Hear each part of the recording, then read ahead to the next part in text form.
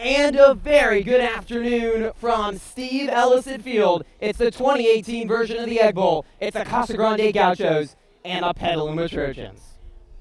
And a very good evening, good afternoon, everyone. I am Griffin Epstein here live for the game of the year in Petaluma sports. It always is when these two crosstown rivals battle in varsity football. There was a 6-year hiatus after the game was stopped in 2011. It was brought back last year for the first time, and the Trojans won a thriller at Casa Grande last year, a 20-14 victory. Now it's the first game since 2011 here at Steve Ellison Field. This place is jam-packed. It is a huge community event, and it should be a terrific game between two very, very strong teams. Casa Grande is 3-6 overall, but the record very deceiving. They played well lately. They have the same record as Petaluma in the VVAL at 3-2.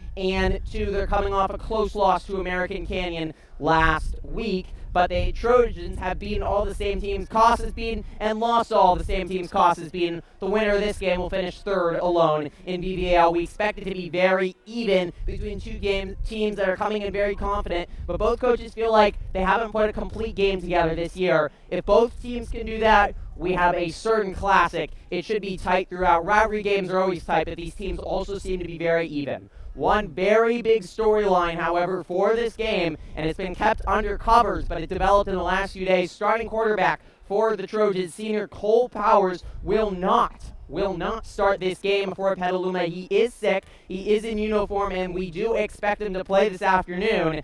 But Jack Hartman, the sophomore, will get his first start ever on the varsity football team in the biggest game of his life and in the biggest game of the year in Petaluma sports. It's going to be a lot of pressure on the sophomore quarterback. He's not played a meaningful snap all year. He's only seen some action late in garbage time 2 different times this year. He's also worked his way back from some injuries, so it's going to be very interesting to see how Hartman does. But we'll also likely see Cole Powers at some point at the quarterback position. He is not fully healthy. He's still very much under the weather, but he's trying to tough it out. Both teams have headed back to the locker room. We're expecting them to run out onto the field. This place is absolutely packed. Can we get another shot at the field again? This place is absolutely packed. Casa Grande has brought their student section and their band on the roadside, while the Petaluma student section is also filling up the band here as well for them. There is not going to be a seat to be had. There's lots of food. It's a full community event. It's lots of Three Twins ice cream is here, a lot of tents, and it is jam-packed and a community event that is waited for all year long, and it's a beautiful day as well for this Egg Bowl. Last year, these teams played when they were not in the same league. Before realignment, put both Casa and Petaluma in the VVAL. So they played last year on September 16th, and the Trojans won a low-scoring affair, 20-14. You could tell the nerves were a factor in that game. It was a huge deal, but Petaluma's defense came through in the end. A couple turnovers were big as well, and the Trojans were able to find a way to victory. Turnovers could be key in this one as well. Petaluma coming off a 4-turnover day against Napa in their victory last Friday night here at Ellison Field, while Casa was also plagued by turnovers in their loss to American Canyon. So watch turnovers and watch mistakes in this game. In a game of this magnitude, who can hold their poise, who can battle through the tension and be mistake-free is one of the most important things. And this game has certainly been hyped up by both sides. There's a lot riding, both bragging rights, but also a lot on the football field. Third in VVAL, and also for NCS playoff implications. Petaluma currently sitting at 10th according to Max Preps. As you see, the Casa Grande Gauchos head out onto the field with their flag. Petaluma had a flag last year, planted at midfield. Casa is going to do the same thing here. No, they're not going to plant it at midfield. The JV team for Casa won. They planted the flag at midfield. They just fly it around. But you could say Casa is hyped up and ready to go as they're greeted by the fans that have made the trip from the east side. Jack Green, the senior middle linebacker, was the one waving the flag, and now we'll await the Petaluma Trojans. They're in new black uniforms. So saying NCS is vital for Casa Grande. They're currently ranked 17th in NCS Division II. A win, and they're likely into the NCS playoffs. A loss, and their season is likely over. So it's almost like a playoff game here for Casa. For Petaluma, a win, and they very well might get a home playoff game. They're currently ranked 10th. A loss, and they will certainly be on the road in NCS and likely against much harder competition. So for the rest of the year, this game is vital as well. But no matter the record, this is always the most important game of the season. Couple minutes away from kickoff, head coach Rick Crystal has Petaluma back in the locker room as the Trojans are looking to go to back-to-back Egg Bowl victories for the first time since 2008 and 2009 after their 20-14 victory last year. 6-year hiatus, and only the second game back. It's the first game here at Steve Ellison Field for the Egg Bowl since 2011, which was very ugly. But there's also the new amenities to Steve Ellison Field make this game feel even bigger as well. The new turf field, the purple end zones, the redesigned stands make it a lot of fun and much anticipated. A great atmosphere. Feel free to comment in the live chat. We expect a large audience for this one as we bring this to you live.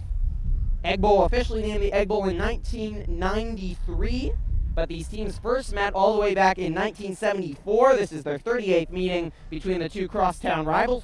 Petaluma leads the series between the two varsity football squads 24-14, but Casa Grande has been the stronger team of late, 8-5. Isaiah Blongren tuning on in all the way from Maryland, former wide receiver who helped slay the Gauchos last year in the Egg Bowl.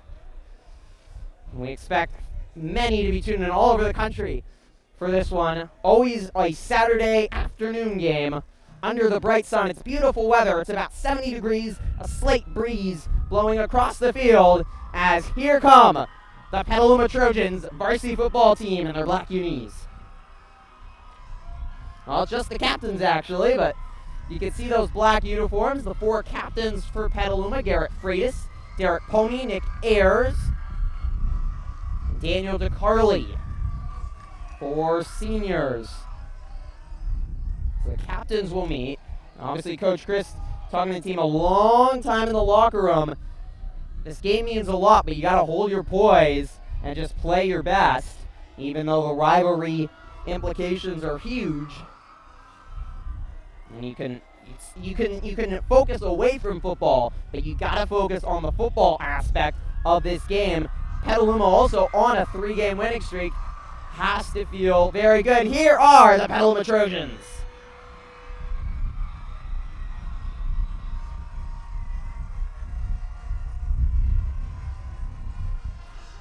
Packed suited section on the Petaluma side, and they're purple and white, and it's blackout uniforms. First time that we've seen Petaluma ever in these new uniforms just for the Egg Bowl. They look pretty sweet. They are popping. As the final regular season game here for both teams, NCS playoff positioning will be decided tomorrow.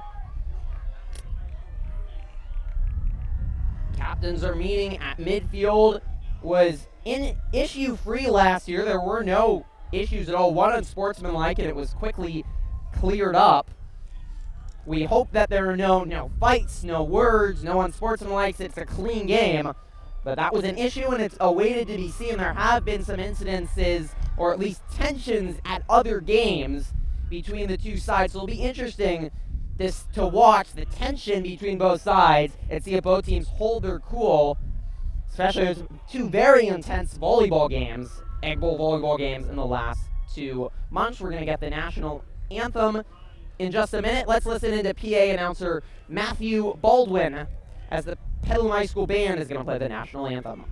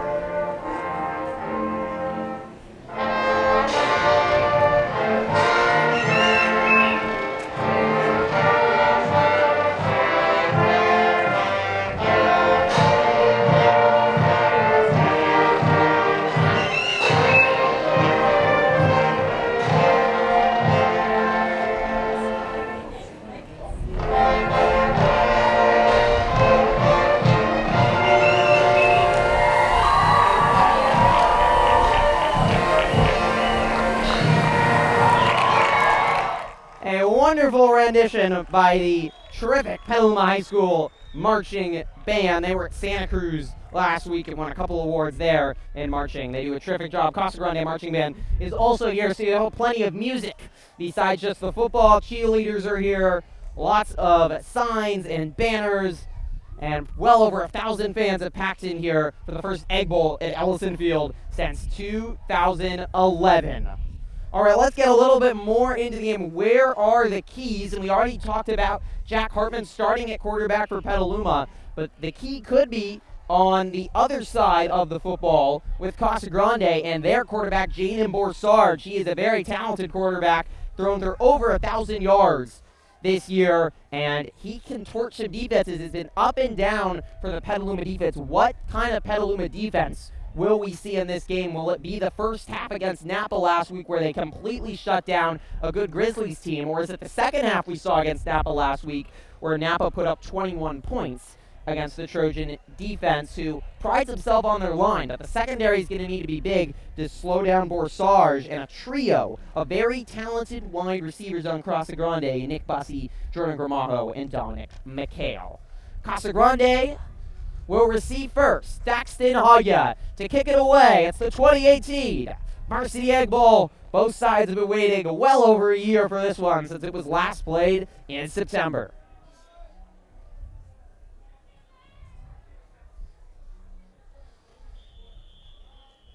Trojans in black, Casa in white. Here we go.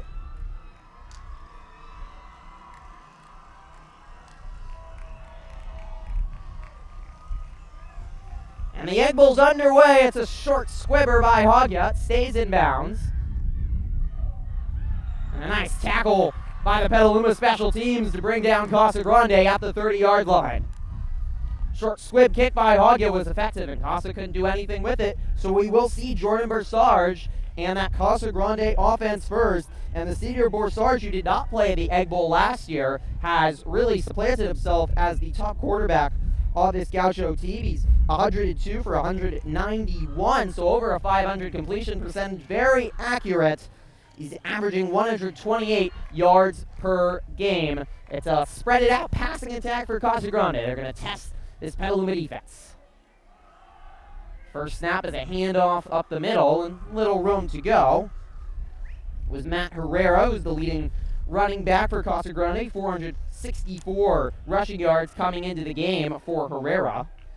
But Casa's really struggled to establish their rushing attack a lot of the year. They've definitely played better in the VDAL than they did in their non-conference. And part of that has been an improved rushing attack, but it's not something head coach Dennis Brung is confident in for the Gauchos. Borsarge got time. He looks downfield, and it's intercepted. Garrett Freitas picks it off at the 35. It was a jump ball on the most athletic player on the field. Garrett Freitas picks it off at cornerback.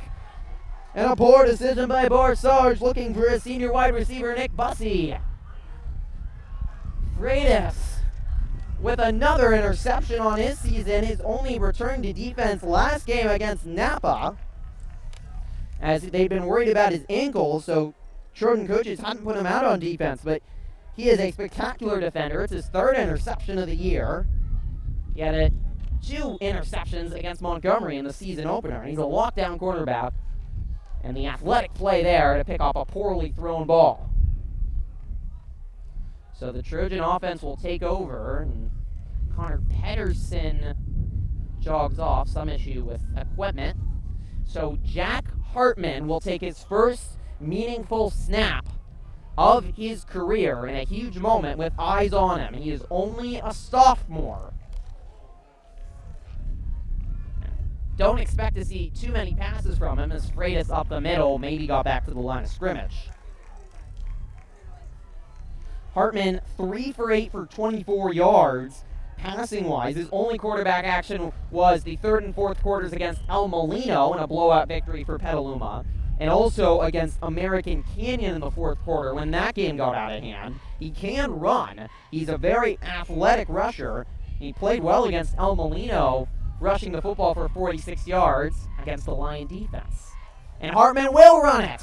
Fakes it, and he takes off. Hartman's got room down the sideline. It's a foot race, and the sophomore quarterback steps out of bounds. Casa defenders were gaining on him, and he's smart play not to take a big hit, but the sophomore Jack Hartman looks comfortable and confident out of the opening gate here as he goes 45 yards down the field all the way down to about the 20-yard line. Excellent blocking by the Trojan offensive line as well. Spot the ball at the 24, and the Trojans quickly in action. Hartman 5'11", 145. Hard to bring down, long and lengthy. Up the middle. And another big chunky yardage, this time from Colton Prieto, the running back. And that will be another first down. Into the Casa red zone. And down to the 14-yard line. We've got all sorts of people tuning on in, apparently. Bell's tuning in. Gavin tuning in. Chase, all the way from West Virginia? Wow. Oh. Handoff to Prieto. No, it's the fake to Hartman, and it did not work. Casa read the read option there well. Nice tackle by number 23 for the Gauchos, Gaona. Casa Grande defense has played pretty well, including against American Canyon. Only allowed a couple big plays in that one that really crippled them. And they played well last year, too, when Petaluma was heavily favored and limited an electric Trojan offense last year to only 20 points. End around to Freitas, looking for room. Breaks the tackle, but good job by Casa limiting the space for Freitas. He's going to be the best player out on this football field this afternoon. But if they key in on him and don't allow him to get open space, that's the one way to stop him. Only one team all year has stopped him. It was Vintage, which is the best team I think either team has faced. Freitas only at 9 yards in that one. It is not enough for the first. It's going to be 3rd and short. 3rd and 2 from the 3. The first down is at the 1. Hartman under center. Prieto is dotting the I. Hartman takes it himself, and I'm not sure he got there.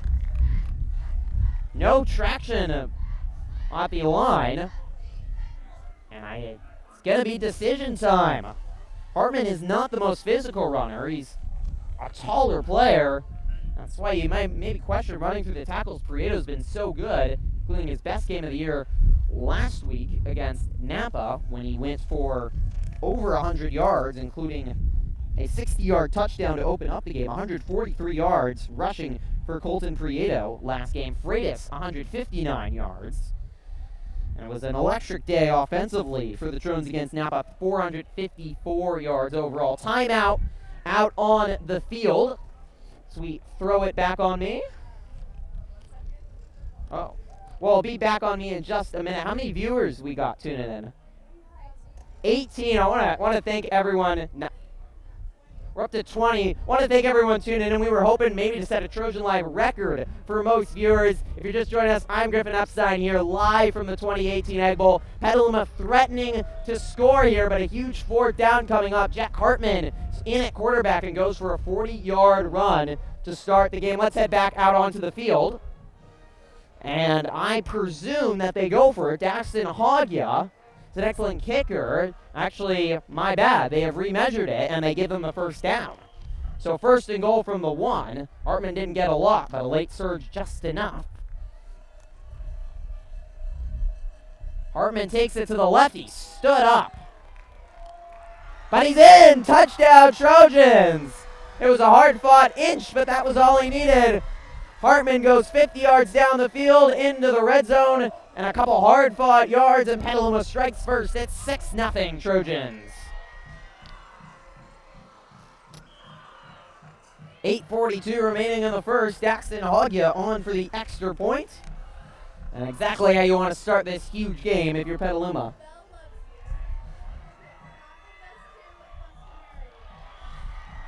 It is booted through by Hogya. 7-0. Hogya 18 for 19 on PATs this year. He's only missed one extra point. He's been terrific kicking the ball, and an excellent start for Petaluma. I appreciate all the love on the group chat, by the way. So 7-0, excellent start for Petaluma. They forced the turnover, Freitas with the interception, and it could be a key this afternoon on the other, for the side of the ball, Petaluma on offense, Casa on defense. Can they stop Garrett Freitas? He's so electric, and Casa's given up a lot of big plays this year. This is a big play offense for Petaluma. Wasn't last year. They still grind the ball up, but Garrett Freitas has rushed for 100 yards in over 5 games this year, and a lot of that is big plays. Turns up a lot of over 50-yard plays on the ground, especially with Freitas. Casa not great speed. If Freitas can really install his will out here on this field tonight, it could be a long afternoon for the Casa Grande defense. Back on field. Hagia will kick it away again. And a 7-0 lead. Second snap of the game for Casa on offense. Borsard just threw it up for grabs, and Freitas intercepted it. But certainly Hartman didn't look nervous. This is a squibber. It's dangerous if the hands aren't good, but the hands were strong. Matt Herrera, makes the nice play, and it'll be good field position to start for Casa Grande. 3-6 overall are the Gauchos. They had a very poor start to their season, just like they have done seemingly for the last 5 years. 0-4 in non-conference. A tough schedule nonetheless. They fell to Windsor 30-22.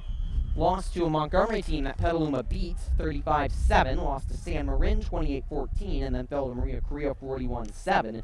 A really season-turning around victory. They beat Justin Siena 36-35 to open VVAL. Screen pass, and Petaluma reads it well. Looking for Gramajo out wide, another senior on two very experienced teams. Casa Grande with 20 to 16 seniors. Trojans with 24, and certainly Casa Grande lost Kenneth Fitzgerald from last year, but they've improved a lot over the course of the year. They had a really rough start to the year. Victories against Justin Siena, Napa, Sonoma. And they're looking for their 4th victory of the year, and a victory that would put them into the NCS playoffs. Borsard can run, and he'll give it a go with his legs here. Spins out of a couple tackles and picks up about 6 to make it a 3rd and reasonable. But good job by the Trojans flying to the ball. Nick Ayers in on the tackle. He's the star linebacker for Petaluma. Leads the team in tackles with 36. Also 3 sacks and 4 tackles for loss. Leads the team in sacks as well. He was 2nd team All-SCL, and he'll probably be 1st team All-VVAL at the linebacking position for Petaluma. Him and Pomey, an excellent linebacking corps. Borsard goes hard count. Trojans don't jump. 3rd and about 5. Herrera is the running back for the Gauchos. They're pretty one-dimensional. They're going to look through the air. Herrera diving forward. He is not going to get there, though. A couple yards short.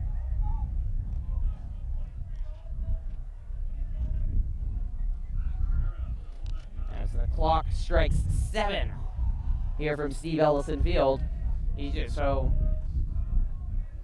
first down was gone by Borsard on the run, so it is now 2nd down. My bad. Herrera again, and nowhere to go. Excellent job by the Trojan defense. Mariano Armamillo in on the tackle for a much improved defensive line. Line was a struggle early in the year for Petaluma, but Daniel DeCarli, Armamillo, Nick Sambita, co-coaches, and Kenny Alexander have all been a big part of a defensive line that has really limited running backs throughout the year. Eddie Birdsong, who ran over the Casa defense last week, was really limited when Petaluma faced American Canyon. This time to Gramajo, spinning his way forward, and just enough, it looks like, for the first down. They hear music and cheers behind me. The Casa Grande student section right to my left here on Brazil's patio. And they're standing up and trying to make noise and cheer on their Gauchos. He did not get the first. It's 4th down. 4th and about half an inch. So a huge play here. Gauchos go quick snap. Power set. Give to Herrera. And he bounces over some Trojan defenders. And down to the 30, Gianni Johnson in on the tackle. But an excellent job by Josh Garcia. My bad, not Herrera, the senior wide receiver, takes the power game for the Gauchos. And they'll go quick snap again. Same formation, but this time it's a toss out wide.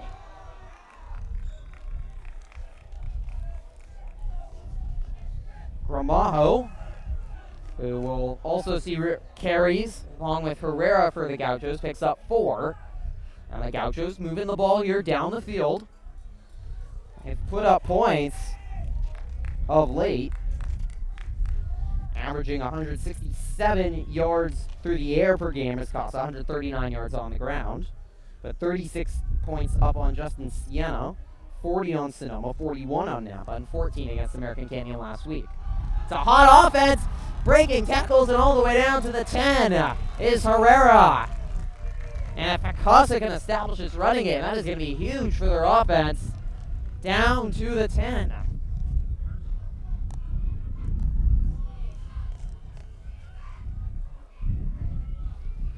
Trojan student section filled up in their purple. Behind the sign that says "We Be Purple," trying to make some noise, but this Casa offensive line is bullying its way past the Trojan defenders right now. Nice play there. And spinning upside down with Alex Johnson, the senior 5'11", 200-pound running back. Trojan defense, we mentioned it, played spectacularly in the first half against Napa last week. Shut down a good Grizzlies offense, but was not good in the second half at all. Carry to Gramajo this time, and only has a few, so this is going to bring up a 3rd and goal from about the 5. Defense gave up 373 yards, the Petaluma defense, last week. And a big 3rd down here. Petaluma 51 of 73 getting off the field on 3rd down. 3rd and goal from the 5. Another power set for the Gauchos. Hard count, and Borsarge got them to jump, I think. He did. Excellent job by the senior quarterback, Jaden Borsarge, going with the hard count. And it worked. So that totally changes the game plan, moves the ball from the 7 to the 2. Much easier, and puts the Gauchos in 4-down territory, looking to equalize up this game. Nowhere to go, stacked up. That was Herrera. And the Petaluma defense all over it. It was nice play by Connor Pedersen, the secondary captain, coming out of his position to make the tackle. Second on the team in tackles at 39. And this is a 4th down and goal from the 2. Huge play. Again, it's the power set. 3 running backs. Now they split out to the right. It's Herrera in the backfield. They'll get it. Does he get there? It's awfully close. They'll have to take a closer look. The refs are running right at about the goal line. No signal. He might be short.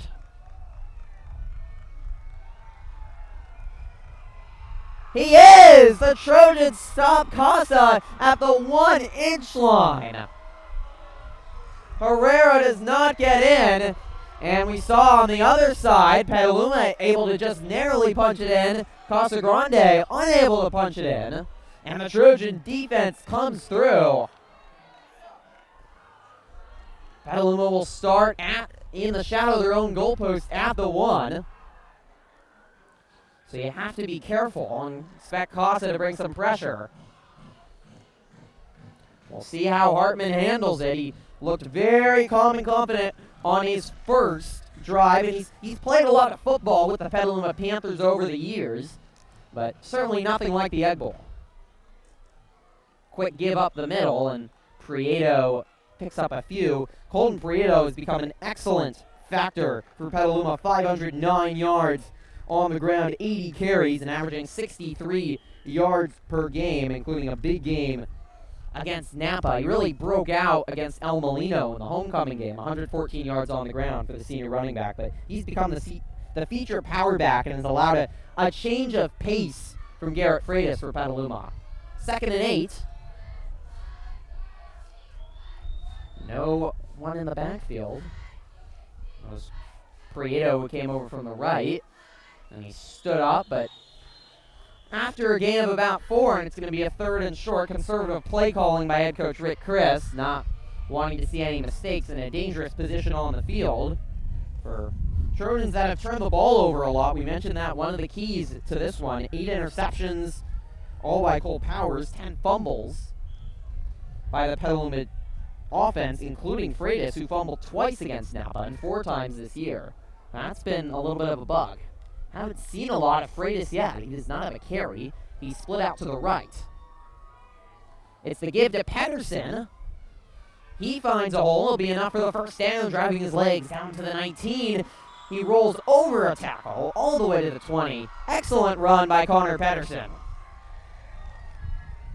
And you're seeing the depth of this Trojan offense that they really built up over the course of the year. Pedersen had a nice game against Napa. He has 195 rushing yards over the course of the year. Similar to Freitas, very speedy, but a little bit shorter, a little less elusive, and the defense is not looking for number 13 like they are for number 5. Pedersen 79 yards on the ground against Napa last week. Give to Prieto. He's tripped up at the line for a few yards. Give credit to this Casa line. They're battling hard, but it is so hard to get off the field against this deep Petaluma offense. Line for Casa Grande led by Daniel Chavez and Matthew Murphy, the 2 seniors. They've improved over the course of the year. We're under a minute to go. 7-0. I'm sure they're trying, the Casa student section is trying to instigate me and yell at me, but it's not really working right now. Hartman. Give to Freitas on the sweep. Freitas has got room down the sideline. It's a foot race. Freitas into Casa territory. Down to the 45. First give to Freitas all afternoon, and it works out well as the Trojans in their black jerseys are cruising right now. Freitas for 30 yards on the end around, and when you work it up the middle, you get those hard 2-3 yards. Those seams will open up for Freitas and Pedersen out wide. Should be the final play of this first quarter. Hartman takes it himself, and he's 8 up by the Casa Grande defense. Does a good job there on the read. Quinton Lopez, the junior strong safety, and on the tackle. We've reached the end of 1 of play here. It was a difference at the goal line. Petaluma punched it in at their goal line after their opening drive. Casa Grande stopped at the 1, and now the Trojans driving as we reach the end of 1. It's Petaluma 7, Casa Grande 0. Oh, well, you're going to see a quick advertisement before you see me, but an excellent start so far here. Is that it? Hello. Excellent start for Petaluma here in this first quarter. We talked about poise, about dealing with the moment and just going out and playing football. So far, the Trojans absolutely playing their style of game. They are running the ball up the middle. They're battling, bruising football, and then giving it to Freitas out wide for big gains. They're causing turnovers on the defense, something they've done all year long, and making big plays at the goal line as well. This is Petaluma style of football for the Trojans, and right now they have played to their game plan. For Casa Grande, they want to air out the ball, look down the field, but they also need to slow down those runs up the middle and make the Trojan offense reliant on Freitas. When Petaluma's offense becomes one-dimensional, that's where there's an issue. And Jack Hartman has not thrown a pass yet, because right now the Petaluma rushing attack is working to a T. Back on the field. Back on the field. It's a packed stadium for this one. I thought at some point I would get something thrown at me by the Casa student section, and they are now throwing some footballs at me. They're missing, though. I got a lot of green footballs here on Brazil's patio. Hopefully not too many more. Hartman rolls out to his right, and he's got Prieto out in the flat, breaking some tackles down the sideline to the 35. Just short of the first down. They're going to mark him out at the 37. That one almost got me. I hope they don't give the Casa student section too many flying objects, because I might not make it through the entire game. 11:53 left to go here in the second quarter. And 3rd and short. This Petaluma offensive line has done an excellent job beating back the team. And now, nice job by Athletic Director Rick O'Brien instructing the student section not to throw things at me. Meanwhile, Prieto up the middle. He's got a big gain down to the 31. Or 21. 15 yards for Prieto. This offensive line has already worked hard in this first quarter to find some seams. And Prieto, who works so hard, is not the prettiest player. He doesn't have huge gains, but he is so key to just beating down a defense. Diamond form for the Petaluma offense. Give to Prieto again. He dives forward for a couple more. It's 2018 edition of the Egg Bowl, Casa Grande, Petaluma.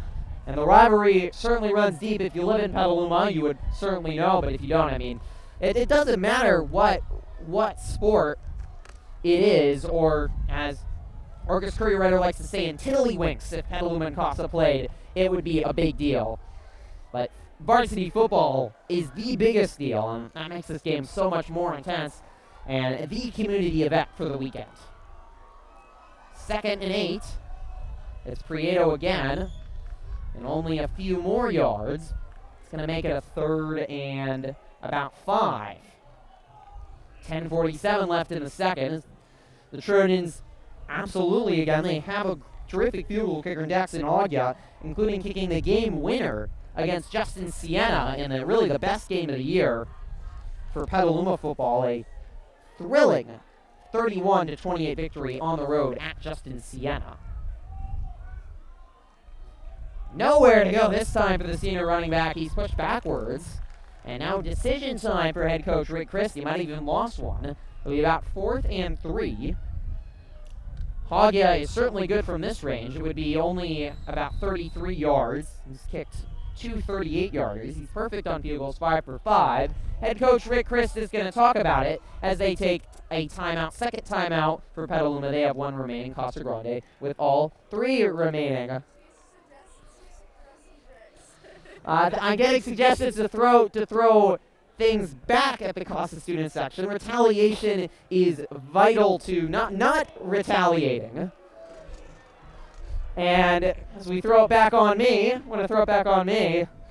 vital not to retaliate. And so far, besides the Casa student section throwing objects at me, they've done a terrific job both sides in keeping their cool. It was a thrilling JV game as well, and we saw both sides stay cool in that one. Casa Grande winning 21-7 in a really close and good JV game. Back on the field.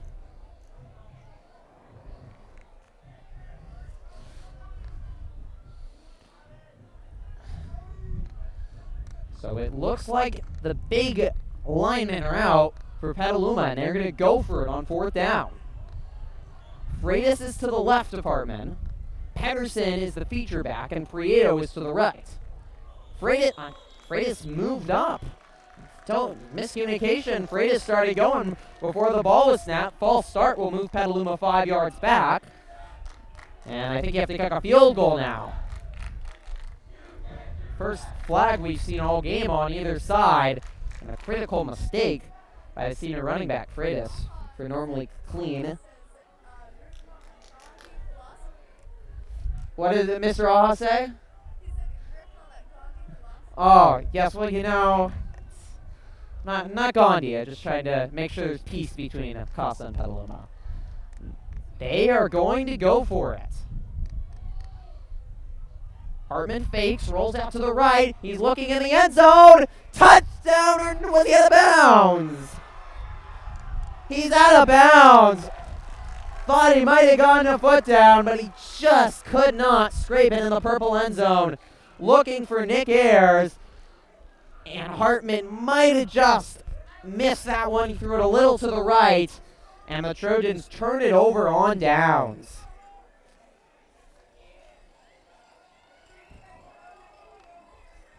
Jack Hartman, only his third pass attempt of the game. He was 2 for 2. And was a tough throw rolling out to his right. He's similar to Powers, mobile naturally, can throw on the run, but he just missed it to Nick Ayers, the senior tight end. So Casa offense takes over, and Borsarge on the QB keeper takes to the right and nowhere to go. Hartman in on the tackle. Also, safety, the only sophomore that gets any playing time on this team, but he is talented. And we talked about that we would be worried about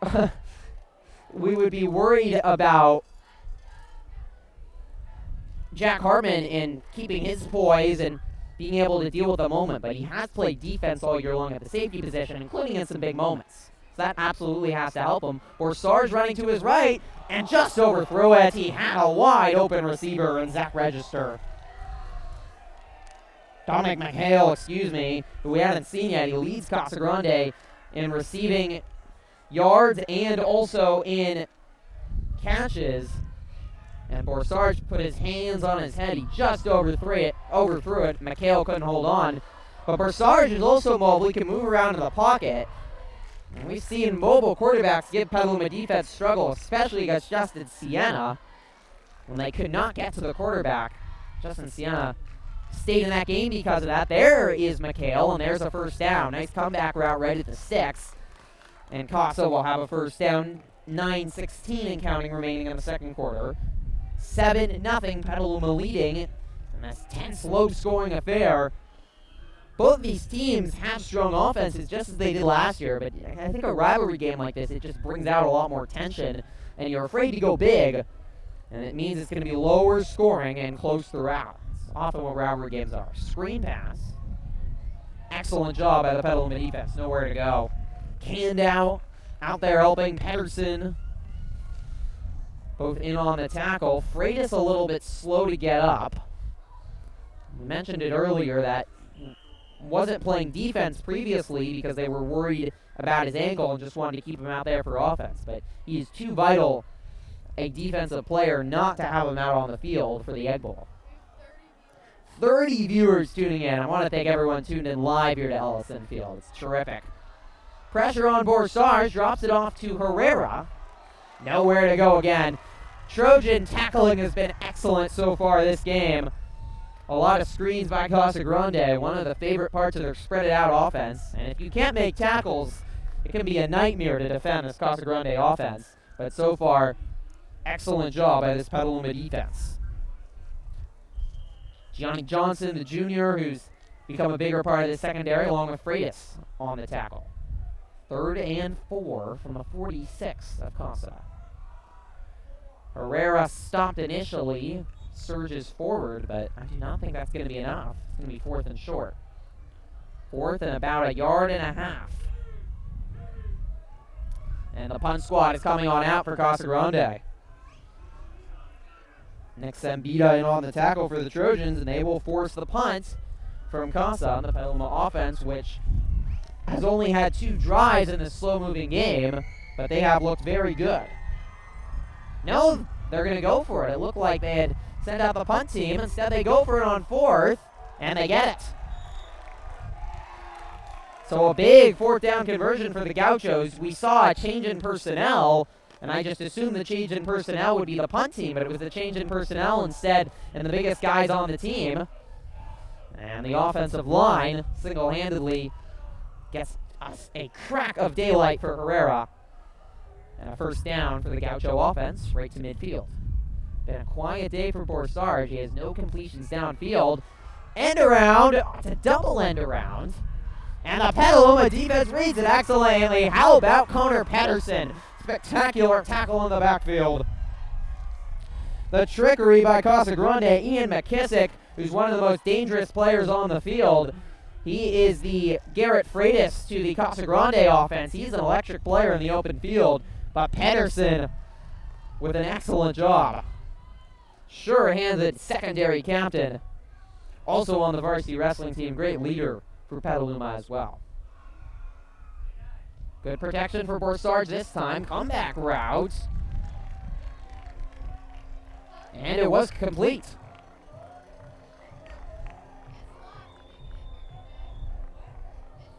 You have to go around. So 6:22 left in the second on the pass completion to Kirsten Kerrigan on the comeback route. Brings up a 3rd and 3, a pickup of 7. So another big third down as the clock goes down to 6 minutes remaining in the first half. Herrera is stonewalled. Going backwards.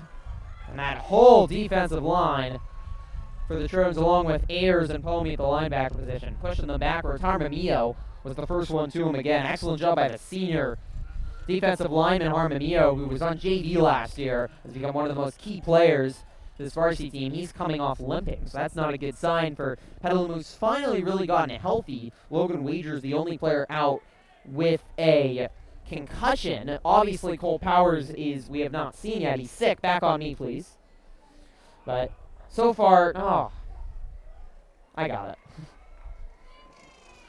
So we've seen We've seen for Petaluma that the struggles at points with the lack of health, and that's been a big part. They've gotten healthier as the season has gone on, and they finally won back-to-back games for the first time. How did it go? They won back-to-back games for the first time all season, defeating Napa last week after a victory against Sonoma Valley, and after their second VBL loss to Vintage, it really felt like they had a chance to win all 3 of their final games as the season came to a close against Sonoma, who they gritted out at a gritty victory against a gritty Dragons team. Should beat Napa, who was winless. They did, and now the big rivalry game against Casa Grande. All 3 teams are beatable, and if they can beat all 3 teams, back on field, please. They can beat all 3 teams. It absolutely merits a home field game, potentially in NCS. Top 8 teams make home field. Get a home field game in NCS. Trojans currently projected as a 10 seed, but it's pretty tight there between about 8 and 10. Screen passes, batted down. Connor Pedersen gets his mitts up and knocks it down. What a game so far for Pedersen. He had the big tackle for loss a couple plays ago, and he bats that pass down, and the Gauchos turn the ball over. So the second time Costa has turned the ball over. They haven't punted yet. They've gone for it 3 times on 4th down, but only good once. And if Pedersen does not come on in and bat that ball down, Herrera was out in the flat, and he had plenty of space for the first down and likely lots more. So the Trojan offense takes over with 5:41 left in the second, and an opportunity here both to score and not give Costa the ball back in the locker room. Trojans will also get the ball out of the locker room in the second half. Cole Powers has entered the game, so Jack Hartman has played well, but he did miss that one pass. Trojans call timeout with Powers out for his first snap, but interesting to see Rick Christ decide to go with Cole Powers, considering how good Jack Hartman has played in his first 3 possessions. The Petaluma offense has really moved the ball at will down the field, and certainly a great rushing attack has helped as well, but Hartman has looked cool and composed, the sophomore quarterback. Certainly Powers is the most experienced player and a player who's played with first team all year and has been brilliant at times, but I was watching him in warm-ups and he did not look comfortable or agile at all. He was kind of limping around on the field, and there's nothing wrong physically with him. It's just a sickness, but he's pretty sick. He just got sick on Wednesday, and it was kind of out of the blue. They made the decision yesterday to start Jack Hartman at quarterback for this game, and obviously Casa Grande didn't know this either, so they have to be surprised to see a different quarterback in there, even though I would say Hartman has a very similar game plan and way that the Trojans run their offense around him as they do around Powers, which makes it easier for everyone on the Petaluma side as well. So Powers' first play is just a handoff off the middle, and a couple yards. The Trojans will be a key to run down the clock here and not give Casa another chance. 3 yards on the carry for Prieto. He's had another busy day. 5'9", 145-pound senior, also on the wrestling team. Physical player. The Trojans a physical team as well.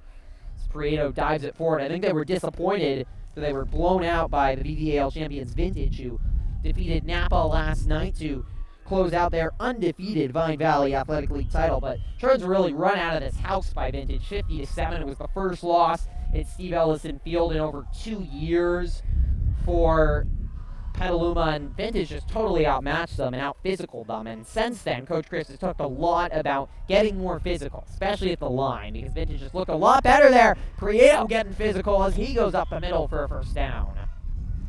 Down to the 38.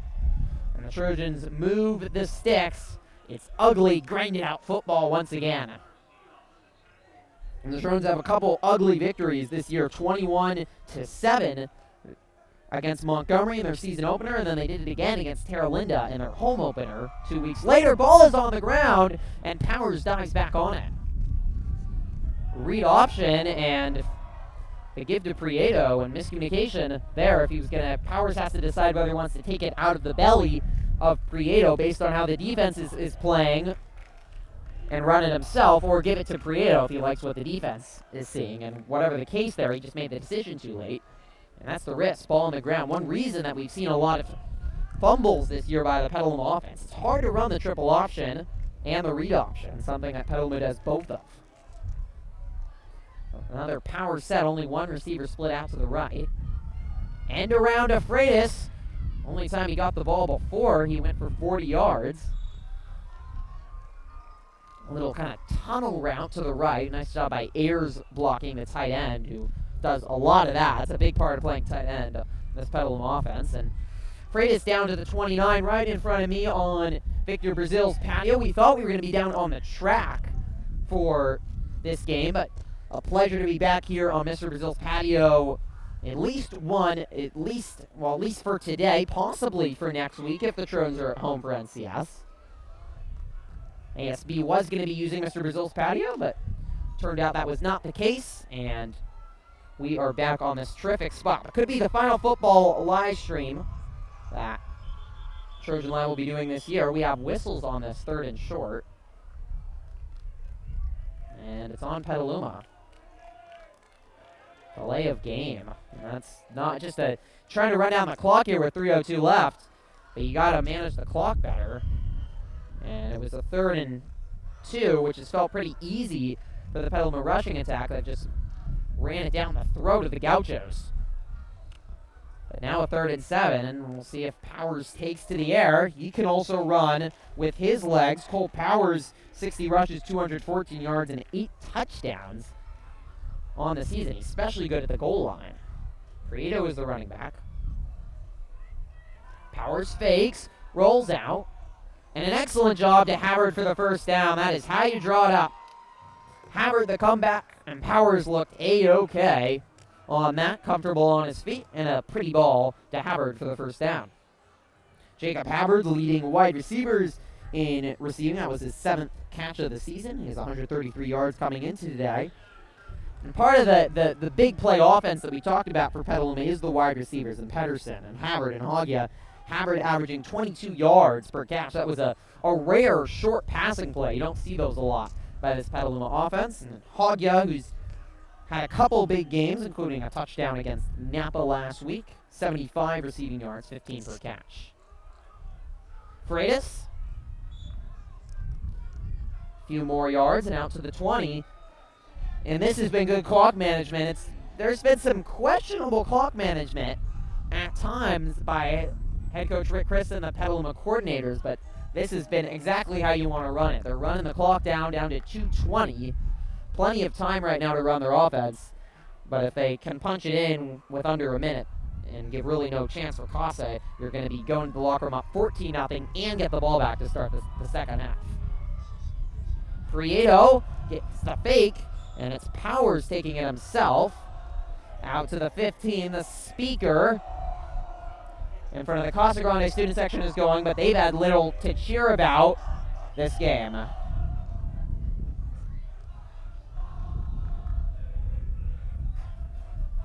It's not a seat to be had in the nice concrete seats that were built with this refurbishing of Ellison Field are also in use as well. And that little patio area has a lot of food, businesses, community members out there.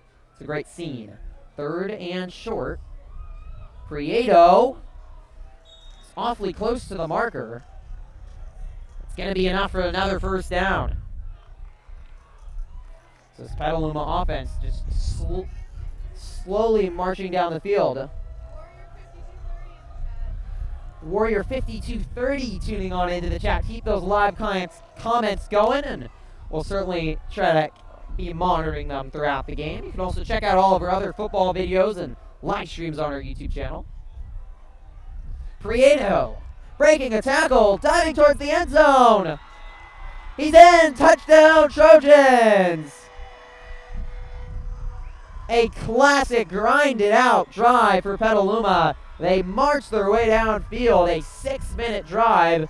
They started back at the 40 after stopping Casa on 4th down. Only had a couple passes and a couple conversions on 3rd down. 2 third-down conversions makes it 13-0, and Haga out for the extra point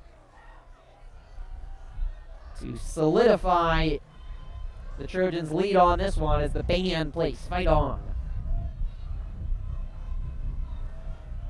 Hagia looking good on the PATs as he boots it through. It's 14-0. We've got 1:07 remaining here in this first half.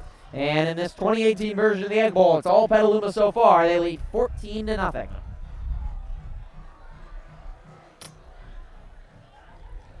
Back on me, please. Stay tuned as well for halftime festivities. We'll have the band. We will have both cheerleaders performances as well. Always fun to see.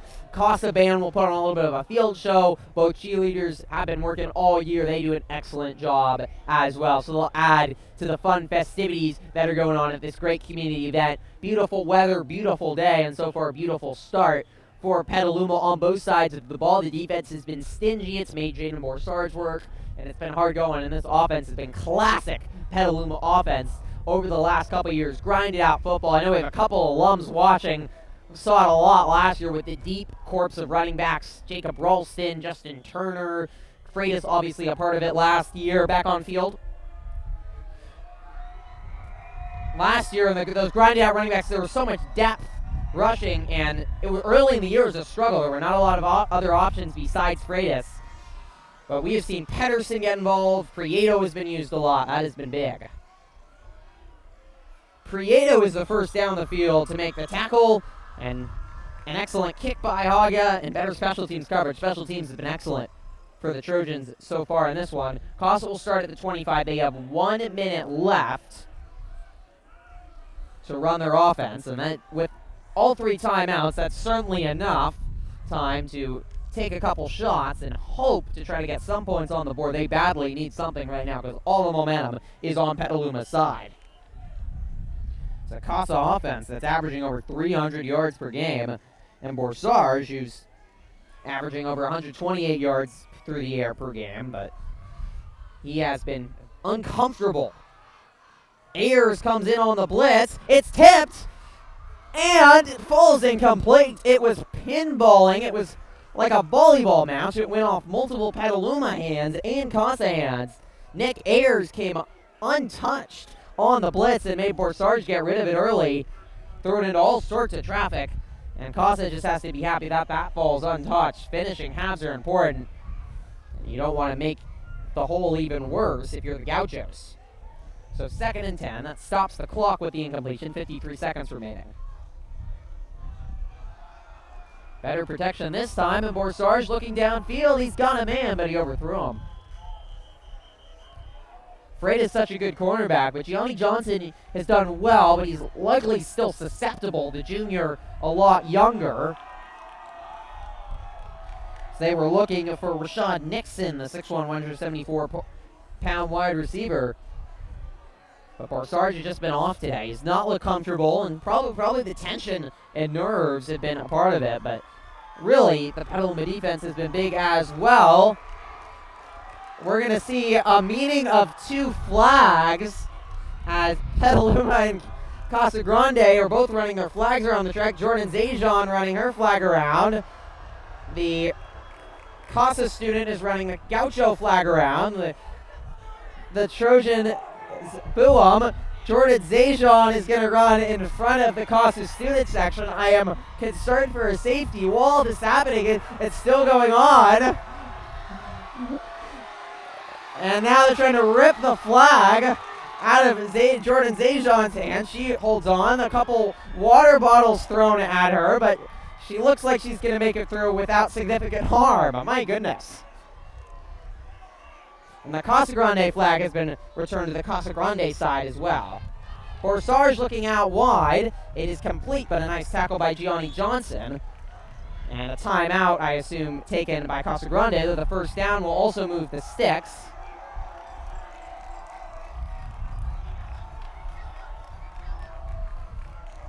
.1.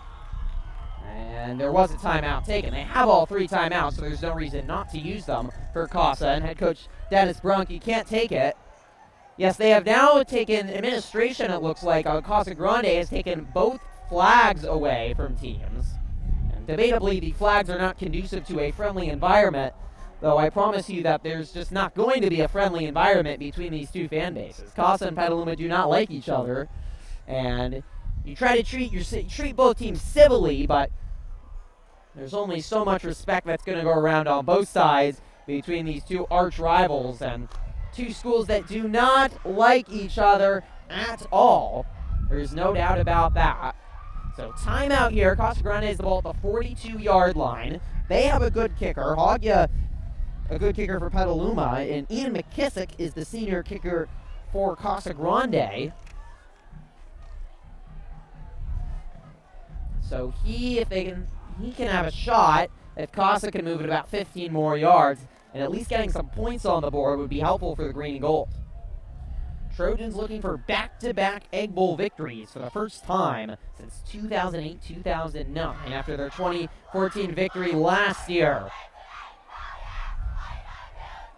Borsarge, rolling out to his left, decides to take off. And tiptoeing down the sideline, picks up a couple yards and steps out of bounds with 30.5 left to go. Smart play by the senior quarterback Borsarge, who can also run 385 yards on the ground for Borsarge, averaging 42 rushing yards per game. But only really one good drive by Casa Grande, and they were stopped at the 1-inch line by the Petaluma defense. They had a 1st and goal, too, from the 8 and did not score. That's one of the key plays of this game, the Petaluma defense bending but not breaking. Borsarge overthrew that one, looking for McKissick. Freitas, though, was all over the coverage. Already he's an interception, and he's done an excellent job in coverage. So a 3rd and 5, 25.3 seconds remaining here in the 3rd quarter. The cheerleaders trying to pump up the Petaluma student section and get them loud. They got a nice array of balloons and flags behind them.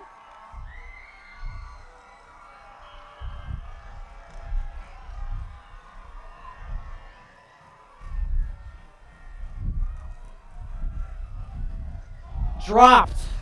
Borsarge looking for Herrera out of the backfield, and Herrera just dropped it. That is a key drop. He would have had the first down, and a couple chances for Casa to take some shots in the end zone or get a little closer for a field goal. Instead, it's a 4th down, and they're definitely too far away for a field goal. Petaluma, who shut out Napa in the first half last week, has a chance to do it again. Student section is roaring on the Petaluma side. 4th and about 3. Borsarge with all day. And he's got the first down and more. Doesn't get out of bounds, but Casa Grande has a timeout with 13.6 seconds left. Carson Kerrigan, who's not one of the leading wide receivers for Casa, but he has been a factor. Freitas has shut down Ian McKissick, probably the most dangerous wide receiver. Casa does not use a timeout. Clock running. Down to 10 as Borsarge looks over the middle. It was almost intercepted. Oh, they're going to call targeting, are they? Or unnecessary roughness. Maybe. That would be, presume, the call. Hartman, who had a spectacular interception against Terra Linda, came flying on in. There was some contact. I don't think he led with the helmet, though. There's no official targeting in high school football, but it's pretty similar to college. You would just call it intentional roughness. We'll await the signal. Clock has stopped at 6.9. It's maybe a time enough to run one play into the end zone. And then you probably kick the field goal and take the points. Your head coach, Dennis Brunk, who's only in his second year at Casa Grande. They had the surprising fire of Trent Herzog, who was so successful with the Gauchos. And really, since they fired Herzog, it has gone downhill football-wise at Casa Grande. They've started years slow. They won a couple NBL titles in the early 2000s and also dominated this Egg Bowl. They lead 8-5 in this century, but they have struggled the last couple of years, especially early in the season, and gone better as the years gone on. Referees are still having conversation. This is a hard game to ref, but they've done a good job. Not seen too many flags. It's been pretty clean. Casa Grande, who may as well use their timeout, one remaining, will use it. So 6.9 remaining here in this first half, and our falling asleep camera has given you a couple more advertisements.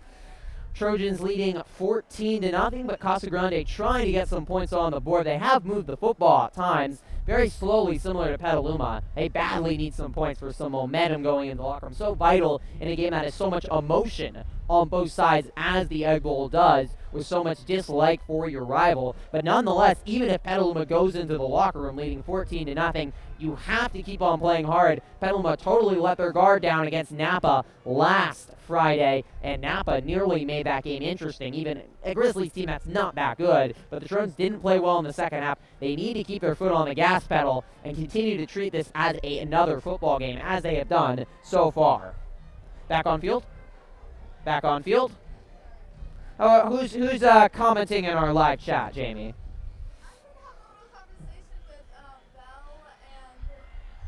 Yeah, Bell Villarreal tuning in all the way from Germany.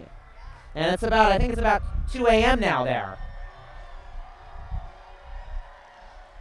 So a first down from the 14 for Casa. 6.9 is just enough for a quick pass into the end zone.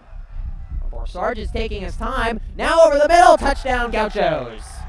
A huge play to end this half. Casa Grande is right back in this football game.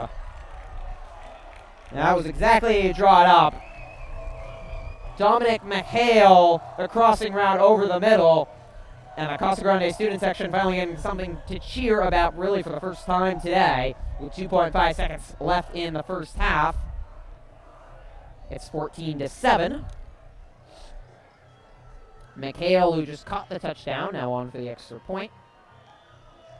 Boots it through, and it's 14-7. We've got a one-possession football game. It's the Egg Bowl. It's got to be close. There are not too many blowouts in the Egg Bowl over the years when you look at the long history of this game. 38th meeting between these two dating back to 1974. Petaluma High School has been around all the way since 1880. Do you know the year, Jamie? It's on my shirt, actually. Back in the 1880s, Petaluma High School was founded. Casa, founded on the east side, much newer, founded back in 1873 was when Petaluma High School was founded. Second oldest high school in all Sonoma County. And the rivalry game used to be against Santa Rosa High, but Casa Grande was started back in the back in the 50s. And it started to develop their football program, and they started playing back in the 70s, and they have played every year until back in 2012 when they stopped playing after some incidences in the 2011 game, and also dominance from Casa, as we mentioned, except for the 2008 and 2009 year, which were the last 2 years with head coach Steve Ellison at the helm for Petaluma. Casa really dominated the series in this 21st century, 8-5 overall, but if you don't count last year and that 09 and 08 year, and it's pretty ugly 8-2 towards Casa Grande, including 5 straight victories in the early 2000s for the Gauchos. They also won in 2010 and 2011, the last 2 times these were played. Only 2.5 seconds left. Garrett Freitas has returned a kick for a touchdown, but they do a smart job and kick it to Kenny Alexander, who does an excellent job and falls down, and that actually does not work out. 1.4 seconds does not work out for Casa Grande. We'll see if it's Hartman or Powers. Powers has probably the stronger arm than Hartman, so he can potentially launch one into the end zone. We have 37 viewers. Want to appreciate, again, everyone tuning in, and this is 100% a record for most Trojan Live viewers on any live stream we have ever had before. So congratulations to everyone tuning in. You have helped create a Petaluma High School Trojan Live record here in the 2018 Egg Bowl. And I encourage all of you to continue tuning into our live streams as we move into the winter sports season. We'll have wrestling, basketball starting next month. Powers will toss to Freitas. There's no time left on the clock. And Casa able to run him down. That's a potential for a big play to get some points. But as both teams head to the locker room, and they both head to the same locker room, so you also look to see if there's any words exchanged. There are none, which is mostly good to see.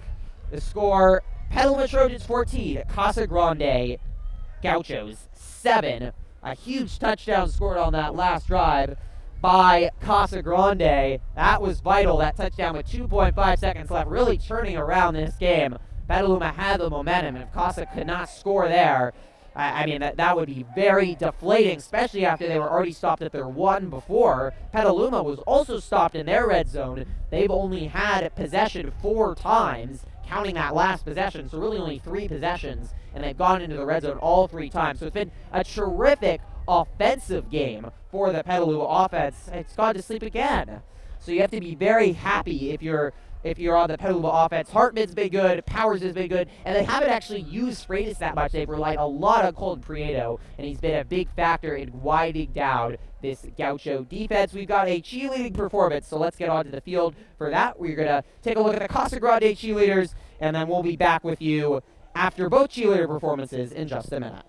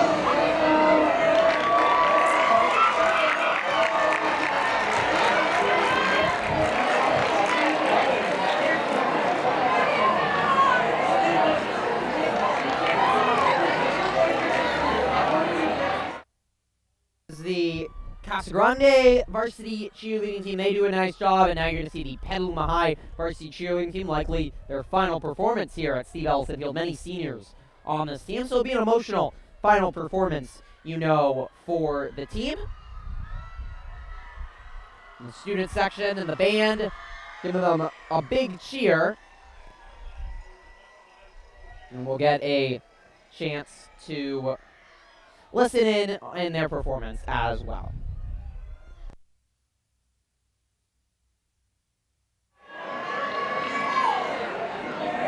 Give it back to him.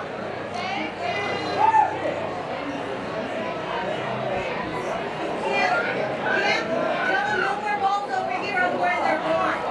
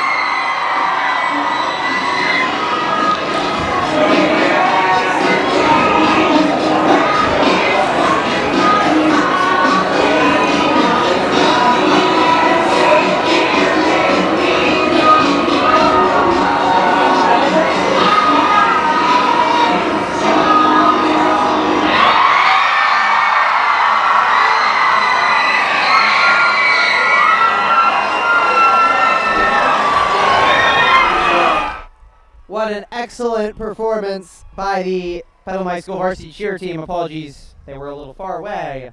We have no one to currently run camera, but they do an excellent job, as did the Casa Grande High varsity cheer team as well. And we'll hear the Casa Grande band is going to be playing, and expect also the Petaluma band to play. Actually, they might start playing at the same time. Here is the Petaluma High School marching band, and the Casa Grande is playing at the same time, so who will be louder?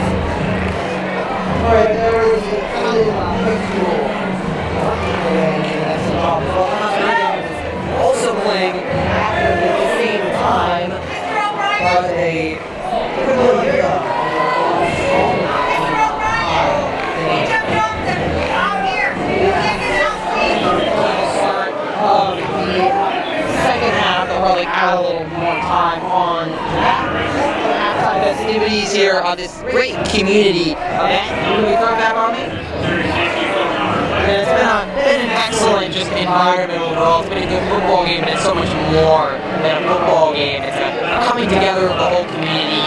We have over 1,000 fans packing in here. This Steve Ellison field. We have all of our outfield.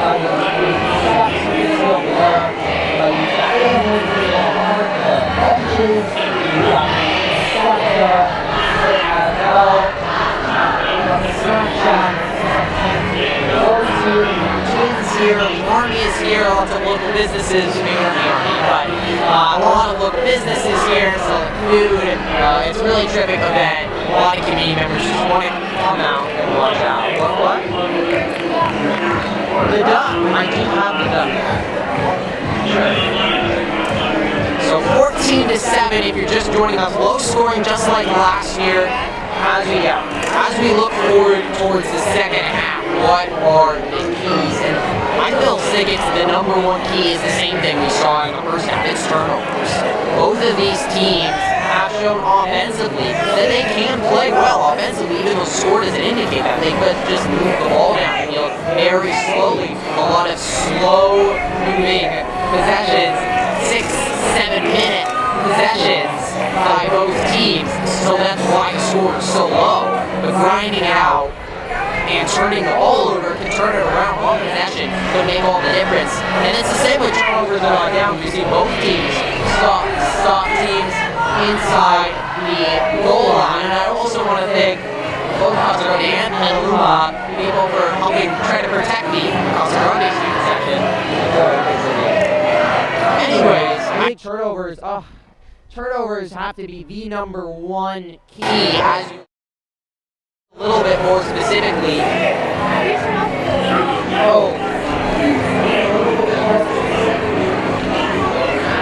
Football optics more specifically.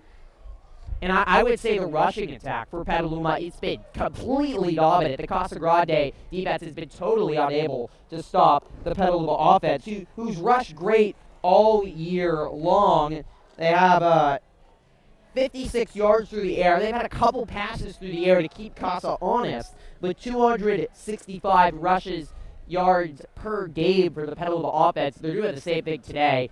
Freitas has been used pretty sparingly, but when he has, he's been effective, and it's allowed Casa can't key in on Freitas because they don't use him every play. He's out there. Prieto's been good. Patterson's been used it a couple times. Hartman and Powers have both been effective. And now, for Coach Chris, you could probably use Hartman or Powers, who you want, because both players are playing well, and it's just going to confuse the Casa Grande defense, who's looked lost more and likely cause them to struggle. So it's all roses, really, for the Petaluma offense. On the defensive side, Petaluma defensive side, Casa Grande offensive side, again, I would say Casa has to start to feel better, especially what they did on that last possession. Sweet Caroline rings out behind me from the Casa student section.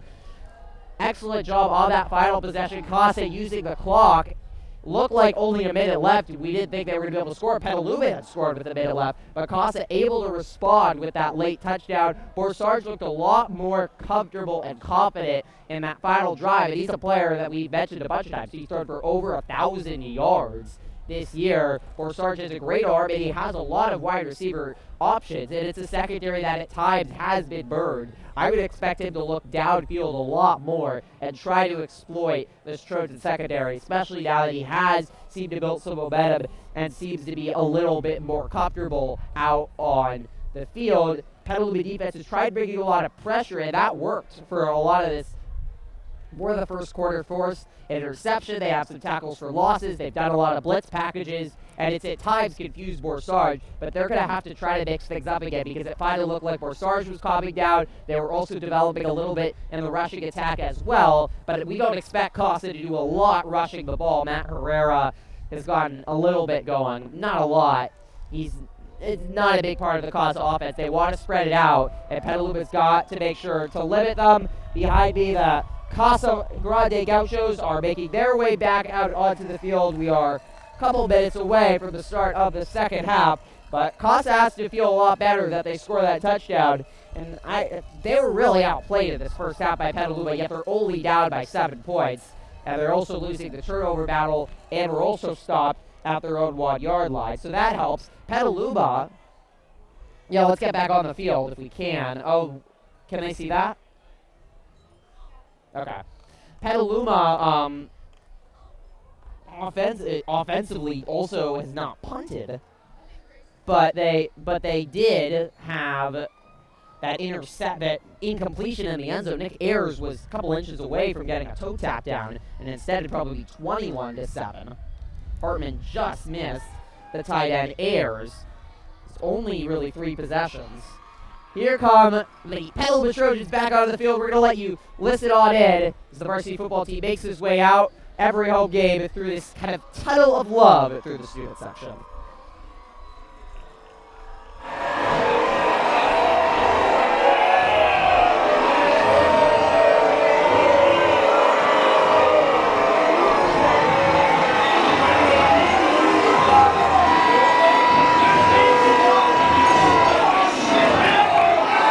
It's a lot of fun to see the students running out there. The flag, they found another flag. And they get the Trojan to head out and run through the banner. So both teams are out. We've got a couple more minutes for warm-ups before we start this second half and see who will take the 2018 version of the Egg Bowl. Again, if you don't know why it's called the Egg Bowl, it was dubbed the Egg Bowl back in the 90s due to Petaluma's history with eggs. Petaluma was the egg chicken capital of the world and also the founder of the chicken incubator. And even though it is no longer the chicken capital of the world, certainly agriculture, chickens, cows, home of clover here in Petaluma, California, certainly vital. And the Egg Bowl is also a reference back to the history of Petaluma and the agricultural values and features here in this small, not that small of a town, but it is medium-sized town here in the California Bay Area. And I want to put it back on me real quickly. Well, 8 bladed irises. They're natural, attractive blurring, and they're also circular. I don't know where you can get them. We do, speaking of chickens, this is not a chicken, but this is a duck, and I was asked to bring out Theodore the duck, who's a big fan of the Petaluma Trojan football team. You can also follow him on Instagram at Griffin's Duck. So, highly advise all of our viewers doing that. I have excellent background knowledge. Thank you, Mr. Aha. That's a good one there. Back on field. Want to thank our other staff that are helping out with this game as well. Kaylee Smith was supposed to get us food. She has got us food. And Jamie Cantieri directing, Gracie Riddell on camera for this one, and they're getting ready to start the second half. So I want to thank Mr. Victor Brazil for allowing us to use his patio. It's a terrific spot for football games. We've live streamed every home football game this year. And if you missed any of them, they're all on our YouTube channel. There's some good moments there. Tight victory against Terra Linda, a blowout, fun victory against El Molino, the loss to Vintage, and the victory last Friday was senior night for the 24 seniors on the Petaluma Trojans against Napa. We also have been on the road, and we will be wherever Trojans go next week.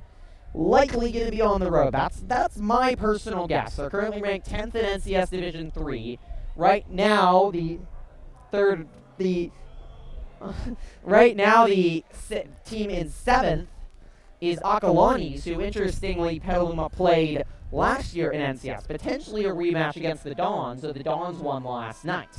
And a victory against Petaluma, they might move up and get into the 8th or 9th seed. If they get an 8th seed, they'll be back here on Saturday night here at Ellison Field for home NCS games. And it's been 3 years since they've hosted an NCS game, so that would be something they'd love to have. Either way, it's going to be a good NCS game against a team that Petaluma can certainly beat. And we will look forward to that. It's a weaker Division 3 than last year. They played Acalanes last year, but it's a really good Dons team. And the Trojans did a good job keeping up with Acalanes, but they fell in the end 63-25. That score much lopsided, though, that it indicates. So NCS implications on the line for Petaluma, and we mentioned it at the start. For Casa Grande, a win, and they are probably almost certainly into NCS Division 2 playoffs. Likely it's a 15 or 16 seed. Could play Rancho Cotati, but if they lose, their season likely ends here. Petaluma will get the ball first as they deferred to start this one. We have 24 minutes. 24 more minutes of Egg Bowl football here of the 2018 version. Petaluma looking for back-to-back victories, and also their first victory at Ellison Field since 2009.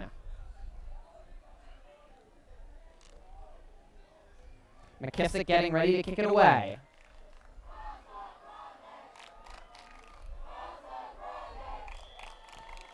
Low-score, intense affair, grinded out on both sides. We expect more of the same, but always interested to see what adjustments we'll see from both sides. Two very experienced coaches in Dennis Brunk and head coach Rick Chris, and I think both teams have improved a lot over the course of the season. You have to give a lot of credit to both.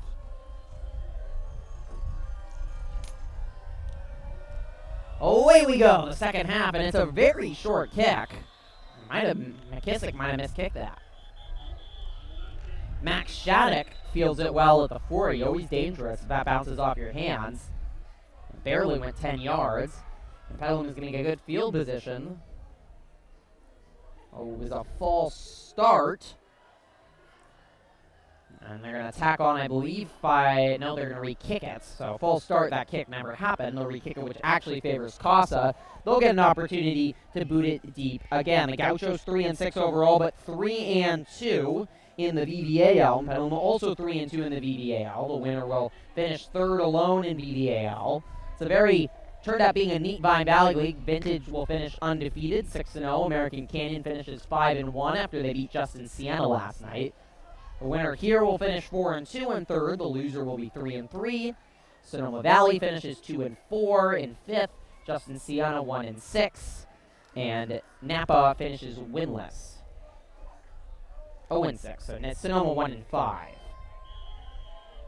So we'll try again here on the kickoff. 5 yards back now at the 40. Casas avoided kicking it to Freitas. He's a very dangerous kick return. He has 302 kick return yards on 13 returns, averaging 23.2 yards per return.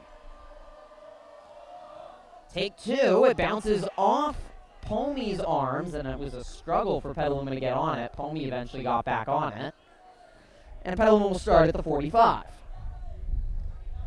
So will we see Hartman, or will we see Powers out to start? Powers playing only the last possession, which ended in a Trojan touchdown. Hartman was out there for the first two. Powers did play that one snap to end the first half, and it might just depend on how he's feeling right now. He's been sick. They named Hartman the starter on the team yesterday at practice, and Hartman was at practice taking all the first-team snaps. Powers hasn't practiced since Tuesday. It is Powers, and he gives to Prieto for a couple yards to start the second half, and it's going to be a second and about 8. And the Trojans will once again go for the grind it out. They have 3 long drives. They've all been over 5 minutes. And Prieto's really been at the center of it. They've used Freitas a lot less than you'd think. Garrett Freitas, who has topped 1,000 yards today. He did on that 40-yard scamper he had in the first quarter. He had 971 yards coming into today, and averaging 121 yards per game. Though he's nowhere near that. They just haven't used him as Prieto breaks the tackle, heading down the right sideline. He's got room until he's pushed out of bounds at the 30. And a 30-yard or 20-yard run for Prieto. Another terrific game for the senior running back.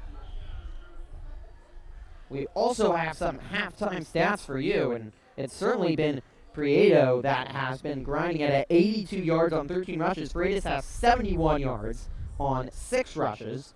And Hartman, obviously, with that big rush, that's most of what he has, but he has 36 rushing yards. Statistically, Petaluma pretty dominant in that first half as Powers takes it himself and maybe gets a yard or 2. Second and about 9. Petaluma 206 yards on the ground on 27 rushes. Costs only 69 yards on the ground. And you look at the average yards per rush, that's a big story. Petaluma gashing costs a 7.6 average yards per rush. Costs only 3.8 yards per rush. Overall, 226 yards for Petaluma, 169 for Casa Grande. Passing, Petaluma only 2 for 3 for 20 yards. They have been pretty one-dimensional, but it's been fine. The ball is out on the toss. And recovered by Pedersen. Powers tossing to Pedersen. Those tosses are always scary if you're the Petaluma offense. A poor toss or just a drop can result in disaster. And Pedersen bobbled it. It fell to the ground and able to pick it up. Only 1 turnover on that second play of the game, the Casa Grande interception. But how about Petaluma on 3rd downs? They're 6 of 8 on 3rd downs, and Casa is only 1 for 7. They've gone for it 5 times on 4th down, though. They're 3 for 5 on 4th downs. Diamond formation after that loss, so it's 2nd and long.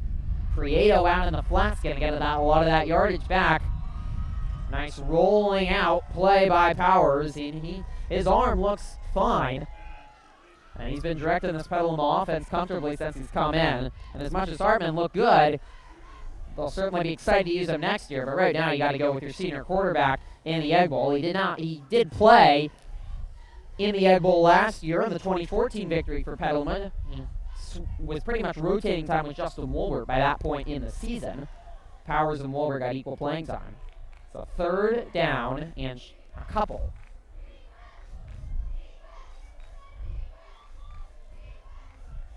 Get to Prieto, and that should be enough for the 1st down. Relied on Prieto, and they've had a lot of 3rd downs, but they're comfortable in converting them.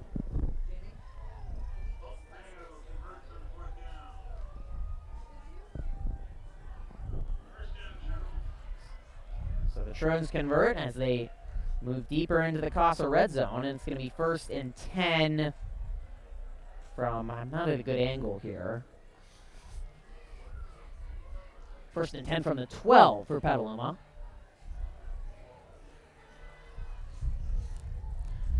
Jaden Borsarge, 8 of 16 for 100 yards as he started to get going late in that second half.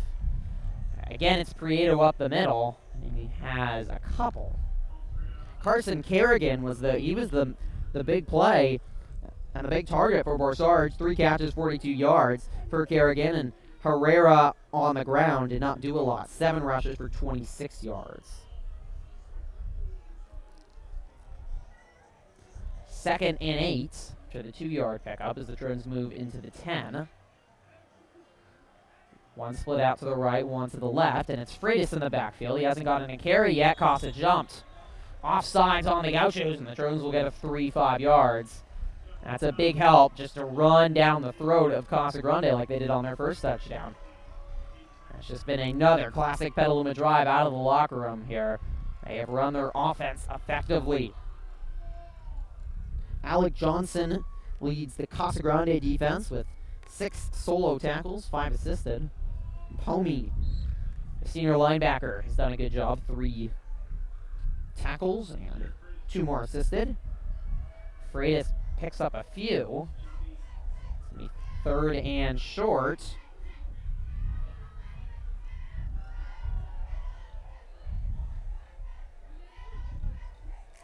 Third and 1, they're going to call it. At the 3. So a first down at the 2. And it's Derek Pomey for the first time as the feature power back. He was used the first couple games there. Head coach Rick Christ is shouting at Freitas to go one way. Powers is telling him to go the other way. So Freitas now splits out wide. Freitas can catch the ball, but instead it's a delayed handoff to Pedersen diving forward. And he did not get the first. I don't believe. No, he did. Just enough for the first down for Pedersen. Awfully close. We've got Sophia Hanasi, Chase Woods tuning in. Appreciate all the comments. All 36 viewers. So it's going to be 1st and goal for Petaluma from the 1 as they look to retake their 2-possession lead after Costa got that big touchdown at the end of the first half to make this a 1-possession game. And before that, we have a timeout, Petaluma. Back. Wait. Not yet. Now. Yes. Well, if you're just joining us for the second half here, we are live here at the Varsity Football Egg Bowl here in Petaluma, and it is a 14-7 lead for the Petaluma Trojans over their arch rival, crosstown rival, Casa Grande. Tons of fans, students, community members from both sides. It's been a great atmosphere. The cheerleaders have been making noise. The bands have. The food has been cooking. And as we get into the late evening here in Petaluma, it's been a beautiful day, perfect for football, about 70 degrees, a light breeze. The sun's shining. It's really been terrific. And now Petaluma looking to go up back 2 possessions. Another long drive. It's been over 5 minutes for this drive, and the Trojans have just played gutsy, old-style football. It's not pretty, but it is working against the Gauchos. Back on field. And they have 3 downs here to punch it in from the 2. It's more a question of when than if. They give to Pomey. He's in! Touchdown, Trojans! So Petaluma responds after Costa scores the touchdown at the end of the first half, and they reinstall their stamp and control of this 2018 Egg Bowl. An impressive drive by Petaluma in the opening possession, and once again it was Prieto, Freitas, a couple throws by Powers, slowly moving their way down the field, and they punch it in once again, 20-7. Boots it through, does Hage, he's perfect on PATs, 3 for 3, and the band plays Fight On once again. The banner out behind the field goal, proudly proclaiming Petaluma Trojans. And the student section proudly cheering on right now as this Trojan offense has played brilliant this afternoon. 321.3 yards per game coming into this year, averaging 27 points per game. And this has been classic Trojan offense against a good, very good Casa Grande defense.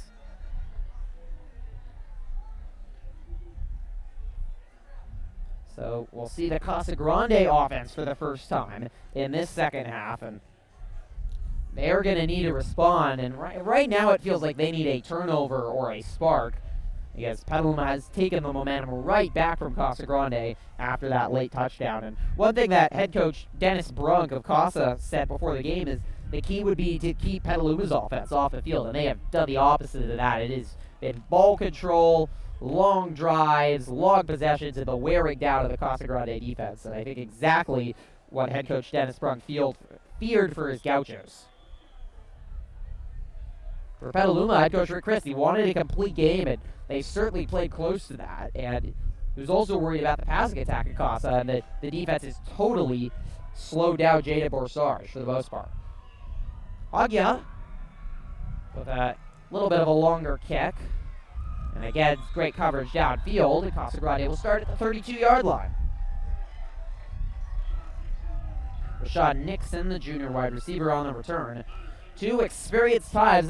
This has been well played by both sides. We see a few penalties, just one turnover.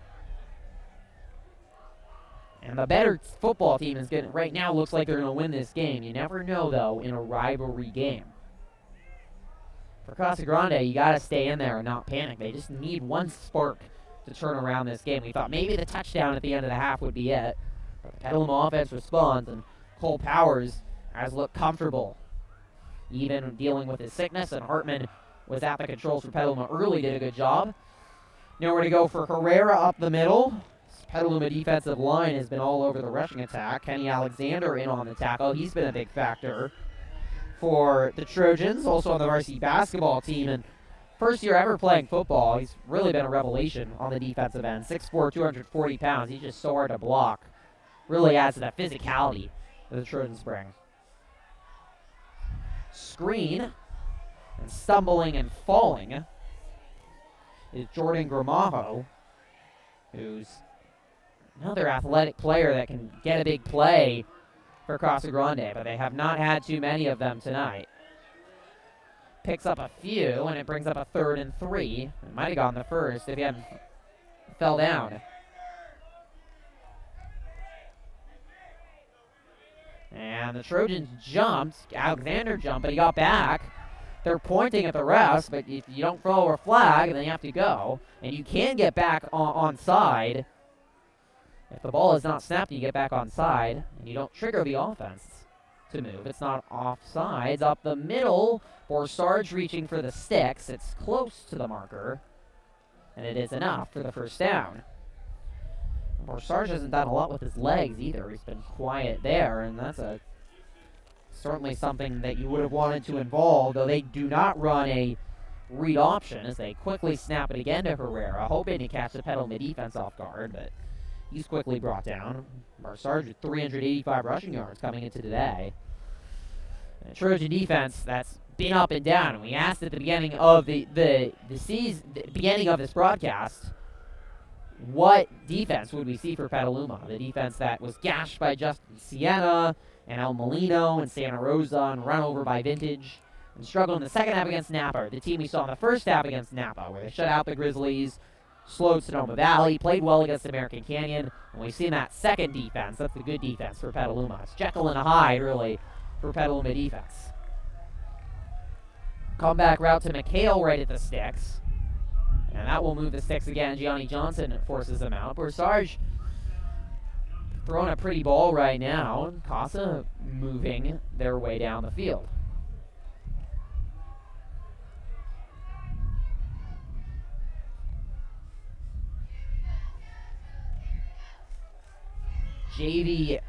Both JV teams wrapped up their season. It was a really good one and also a low-scoring affair. And Casa with a late touchdown to take a 13-7 lead, and then a late interception added it to make it 13-7. Meanwhile, a huge run all the way down to the 9. And the first big play of the game by the Gauchos. Alex Johnson, the senior running back, who backs up Herrera, breaks one up the middle, and the first time there's been a hole on the defensive line for Petaluma. Down to the 9, and a 30-yard run for Johnson.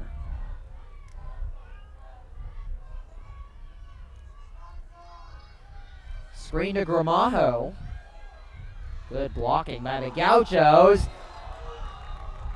trucks a Trojan, and he's down right to the 1. Casa students thought he was in. Just short, but he'll get the first. Johnson's been more effective than Herrera tonight running the football. Herrera 464 yards coming in, and Johnson a lot quieter, 253, kind of backs up Herrera, the junior running back. Got a big rush there, and Costa trying to rush to the line. But the rest stopped them due to some substitutions, and now they'll huddle and reset. 5 minutes remaining here in the third quarter, 21-7.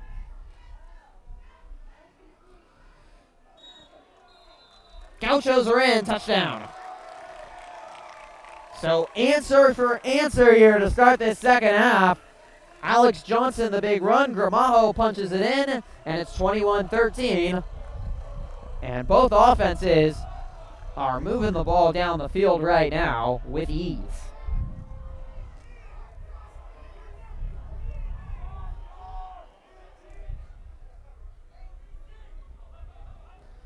Casa getting some late players on. All important extra point here. McKissick. Not a pretty looking PAT, but anything through the uprights counts as a point. That's all that matters. It's good, 21-14. We've got 4:59 remaining here in the third quarter, and the Casa Grande offense responds with a score. And the question is, can the defense get a stop, get a turnover, and slow it down? Because both offenses looking comfortable. Even the rushing game getting going for Casa, doing a good job there, helping install their will on the line. And Trojan defensive line that's been up and down. We talked about the defense. They really pride themselves on slowing down rushers. They did a great job at Eddie Birdsong, the star running back against American Canyon. They even did a good job against Vintage, slowing down Balami Shumakal, who's going to go to a D1 school. But they're starting to get worn down a little bit. Casa really didn't get much going, but if you just get those 1 or 2 yard rushes in the first half, it can start to pay off in the second half. Back on field. That's what we saw on that last drive.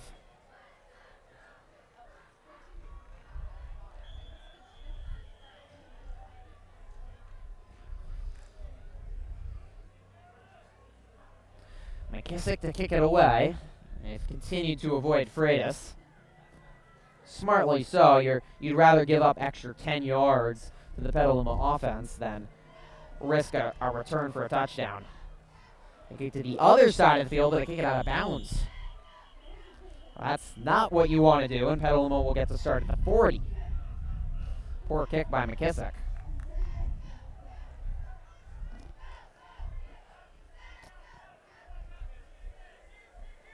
This lengthy, old, grinded-out rivalry game has been all we could have asked for and all we could have anticipated. Both schools certainly anticipating us all week. Petaluma had their Spirit Week this weekend. It was a lot of fun to see many of the students participate, and all the build-up was for this one on Saturday afternoon, and there was almost more anticipation for this one as there was for the first Egg Bowl after the 5-year hiatus last year, just because it was a rematch and Petaluma could reassert its bragging rights, or Casa Grande could take them back. Really added to the fun. Petaluma decides to take the penalty and re-kick it, which means Casa will have to kick it 5 yards back now from the 40.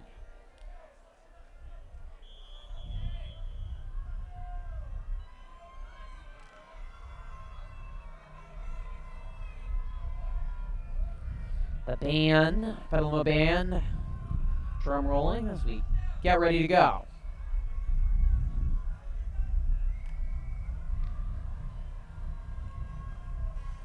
Take 2 for McKissick, and he just boots it deep, but Hartman's going to take it. He's also speedy.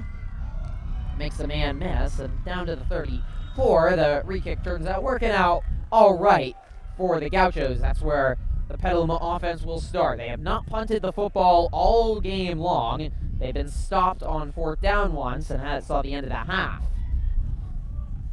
It's been a terrific performance by this Petaluma offense. Coming off a 41-point game against Napa, where they 454 yards of offense against the Grizzlies. And certainly this triple option dual threat attack for Petaluma is going to be hard for anyone to stop, including an NCS. Give to Prieto, and finds a hole, picks up 4 or 5 yards, and as long as he can keep on picking up 3 or 4 yards, they're going to keep on feeding the beast.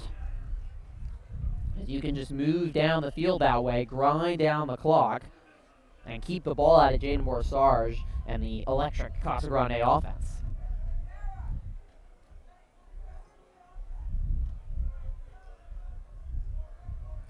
Remind all our viewers to subscribe to the channel, and whenever we go live, you get an email. So when we have our,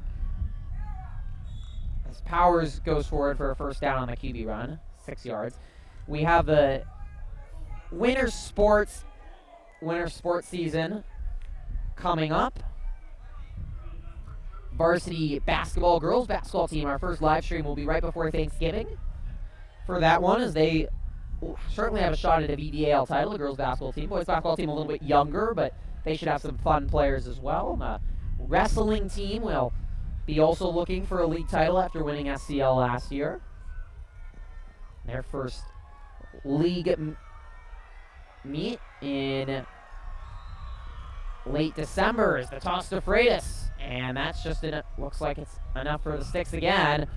12 more yards. They view Freitas sparingly, and it's kind of use your best resource only when you need them or when they need a change of pace, and it's really worked effectively.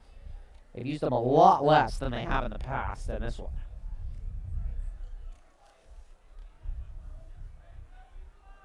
Freitas also leading the team in catches, coming in 137 yards through the air, averaging 10 yards per rush. He's been similar to that again. Prieto grinding his legs for another solid pickup, 4 more yards, 2nd and 6. I'll call it 2nd and 5 as we tick towards 3 as we near the end of the 3rd quarter.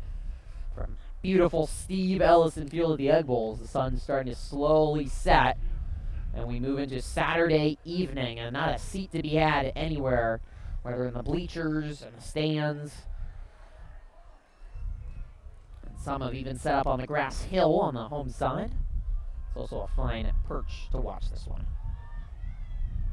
Prieto bouncing off his offensive line, and a couple more. It's going to bring up a 3rd and short. Mentioned all those 3rd downs that Petaluma converted. They had so many 3rd and short. It's kind of a remarkable stat. They were 5 for 8 on 3rd downs in that first half. That is, you just do not see that in any place in football these days, because it's all about throwing it downfield and going for the big play. And head coach Rick Chris has designed a system that's the opposite. It can be hard to defend because they're not a traditional offense.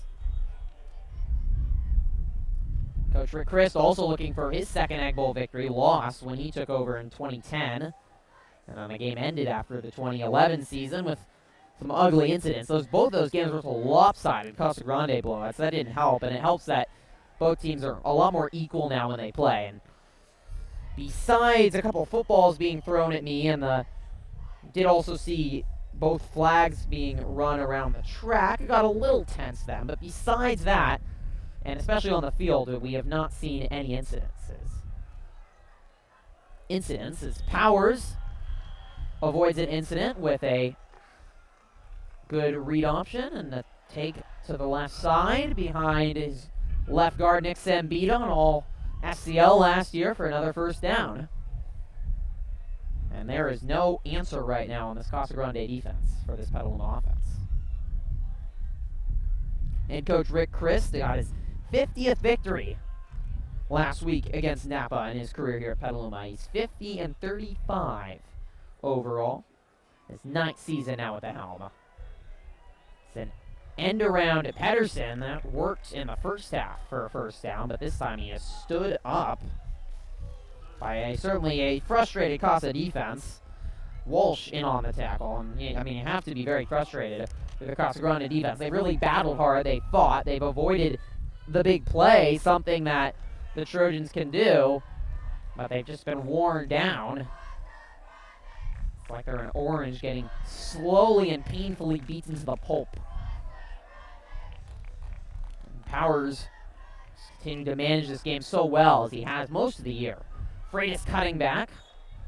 A couple fancy moves, picking up a few more, and making it a 3rd and about 5.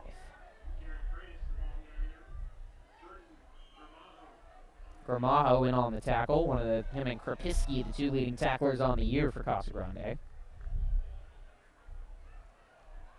Saw a lot of alums, former players out on the field prior to the game. They've made their way from college around California just because this game matters so much to them, and especially some of the seniors that were on the team last year. Saw them down on the field. Traveled to this one. Freitas gets it to the left. He's got a hole, and it closed just in time to avoid him dancing in the end zone. But enough for the first down as Trojans march deeper into Casa red zone. 1st and goal at the 9.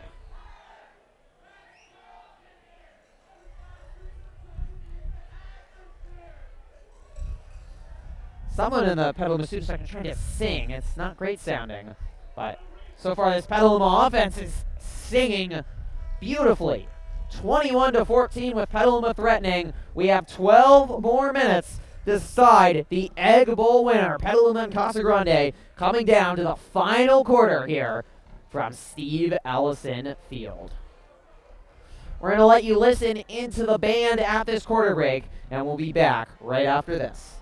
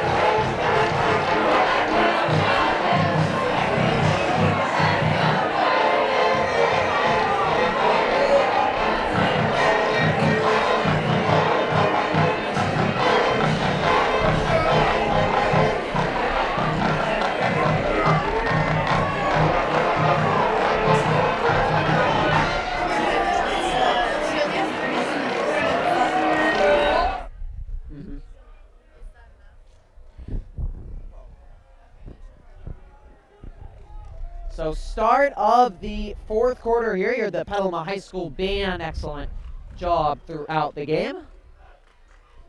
As the Trojans take over at the 9, switch sides of the field. Again to Freitas. Spinning his way forward, diving into the end zone. Touchdown Trojans. Freitas with his first touchdown of the afternoon. Much deserved for the senior running back. And the Petaluma retakes a 2-possession lead. This offense cannot be stopped. The 5th touchdown of the year for Freitas. Oh no, I'm very much miscounted. The 11th touchdown of the year for Freitas on the ground. Possibly playing his final game at Ellison Field, where he certainly made his mark. And that could be a big one. Haggia boots the extra point through. It's 28-14. And 11:54 remaining in the 4th quarter. The Trojan defense just feels like they need one stop and they can put this game away. They are certainly just running so smoothly on the offensive end. This offense has pieced together a complete game, something that Coach Rick Chris hasn't seen all year. The offense, the defense, special teams play well together. I'm not sure that the defense has been perfect tonight. The Casa Grande offense has certainly played better later in this game. But the offense for Petaluma, it's been remarkable. It's been totally unstoppable this entire Egg Bowl. And they have not been fazed by the whole build-up to this game and all the voices that come around between Casa Grande and Petaluma, and after some tense volleyball games with Casa Grande winning both volleyball games in 5 sets between the two. A lot of tensions on both sides, a lot of build-up to this game, and get distracted on social media or whatever. Trojans have really looked focused, and practice is key, and they've obviously been very focused in practice and ready for this game. Back on field. Haggia ready to send it away again. He's done an excellent job. 36 kickoffs coming into today, averaging 30.9 yards on his kickoffs. It's a shorter one. Good field position for Casa Grande due to the short kick. Well fielded by freshman Antonio Bernardini. It's mostly seniors that play on this Casa team, but the one underclassmen on the Gauchos. So the Casa Grande offense has worked in their grinded out slow attack, but as you head into the fourth quarter, tackle by Ryan Ramos on that play, as you move into the fourth quarter, you do have to start to be concerned if you're the Casa Grande offense about that they have limited time. The clock is not their friend. Borsarge can look downfield. He might need to. It's Gramajo up the middle. About 7 yards before he's pushed back. Nice tackle by Kenny Alexander, who's had another terrific game for this Petaluma defense. Nick Ayers, Derek Pomey have been big at the linebacker position, but we talked about the young secondary and that being a key, and Freitas has made an interception. He's pretty much shut down Dominic McHale, the leading wide receiver for Casa Grande. Hartman and Havard have been big in the secondary as well. Here's a hole. Breaking a tackle and all the way down to the 10. Oh, how'd he stand up? He's going to go into the end zone. Touchdown, Casa, and they do respond quickly. Alex Johnson again. There's no reason to have Matt Herrera out there because Alex Johnson is doing an excellent job rushing. He breaks a couple tackles, broke Candow's tackle. It looked, however, that Johnson was going to be brought down at the 10. He was spun around, but you got to wrap up, something that the Petaluma defense has done a good job of all day, but he does not wrap up there. And the Gauchos strike quickly. Right back in this one. Back and forth we go. Extra point is good. This is low scoring no longer. 28-21.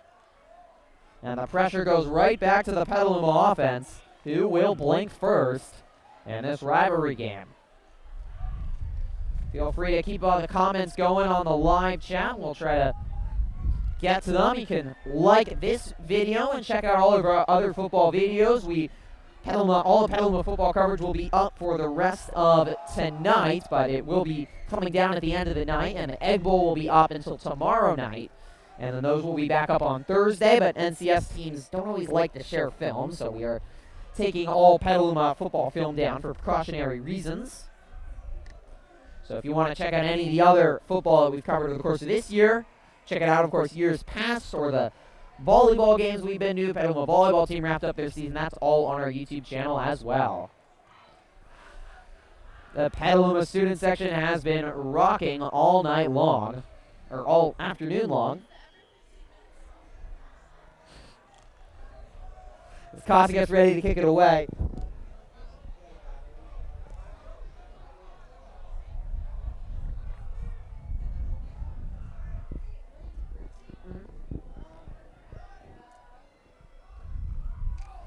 McKissick to kick it away. It's a long liner.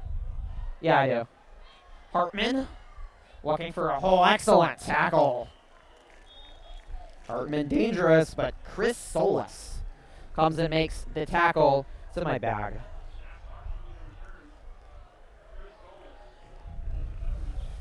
Sure, the special teams haven't been able to break a big one, and 11 minutes left. You hope for five or 6 minutes and another touchdown. And it wouldn't put this game away, but it would put it in dire straits for Casa, who would have to go out of their normal offense if that happened. Trojans will start at the 29. And certainly it's Powers that is leading the offense. The Gaucho walks in front of me. I also think I saw the Trojan mascot out as well. Both mascots out. Give to Prieto for 6 yards up the middle. As he continues to grind it out, we will be talking to the stars of the game afterwards, and they'll be on our daily morning show. So if you want to get more coverage of the Egg Bowl and all Petaluma High School sports, you can check out every morning at 8:30 on our YouTube channel live our Trojan Live morning show, and also uploaded so you can check it out whenever you want.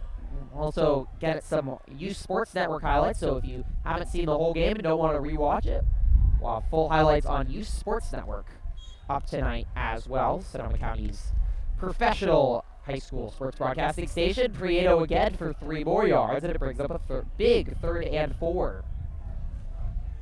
Just feels like Petaluma is going to convert these because they have all afternoon long. There's really been no resistance from the defensive line.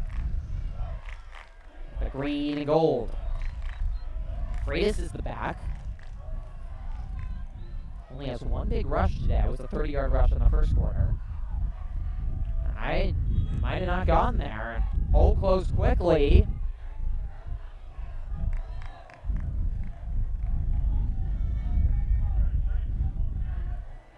It wasn't enough. It was close as he dived forward. But just enough. Otherwise, it would have been a very tough decision for head coach Rick Chris whether to go for it. Certainly a big sigh of relief out of the Petaluma fans. Petaluma 9 minutes and a handful of seconds away from back-to-back Egg Bowl victories for the first time in 9 years. And the first victory at Ellison Field, and then here's the ball is out, and Casa Grande is recovered.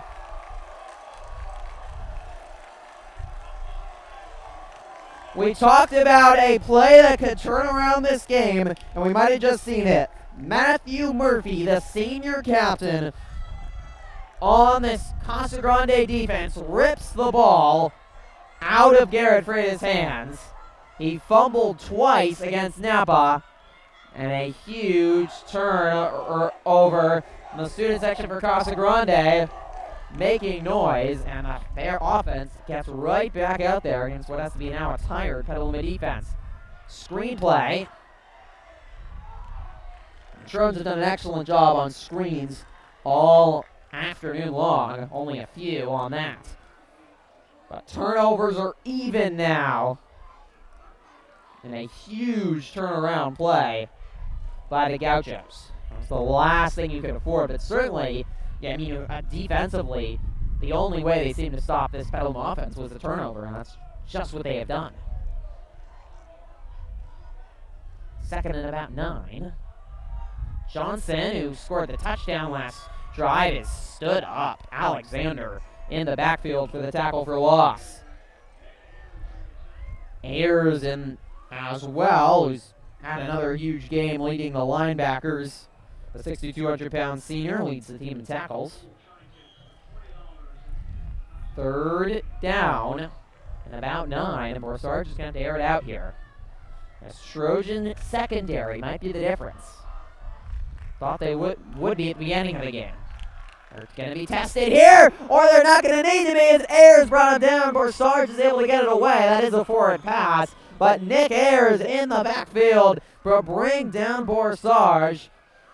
Second time Borsarge has been pressured by Ayers. He nearly threw a pick at the end of the first half. This one he was able to get away, but a huge play by Borsarge.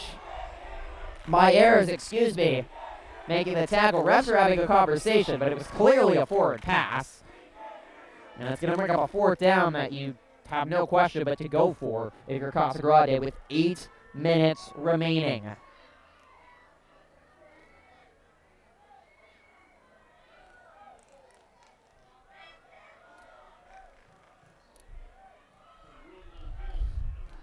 ruling on the field, incomplete pass, clearly the play. And Borsarge, when he's had time, has been able to find open receivers, but it's certainly been when the Trojans have been able to get to him and pressure him, he's panicked. 2 split out to the right, 2 to the left, and Johnson is to the right of Borsarge. 4th and 9. Play of the game so far. Trojan student section jumping up and down.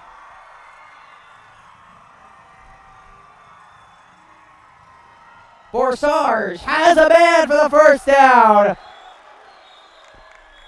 What a completion. He was down. That will not be a score. Carson Kerrigan has been the wide receiver for Borsarge to find when he needed someone, and he finds Kerrigan for a huge conversion. 15 yards on the hookup. And Casa moves the ball down to the 20. What a gutsy pass by Borsage. Senior quarterback took over for Chance Offerman halfway through the year last year. And he's been the starter all year long for the Gauchos. Also a big football fan. I know he's written a couple articles for the Argus Courier. He's done an excellent job there as well. Johnson shedding tackles. What a revelation he has been in the second half. He has a first down, and inside the Trojan 10, Alex Johnson, out of nowhere, has given Petaluma all sorts of trouble. Connor Pedersen is going to limp off the field. That's a concern. The Trojan secondary leader getting checked out by the Trojan trader, but he is struggling to hold his own weight right now, and he's off to the sideline on a second goal.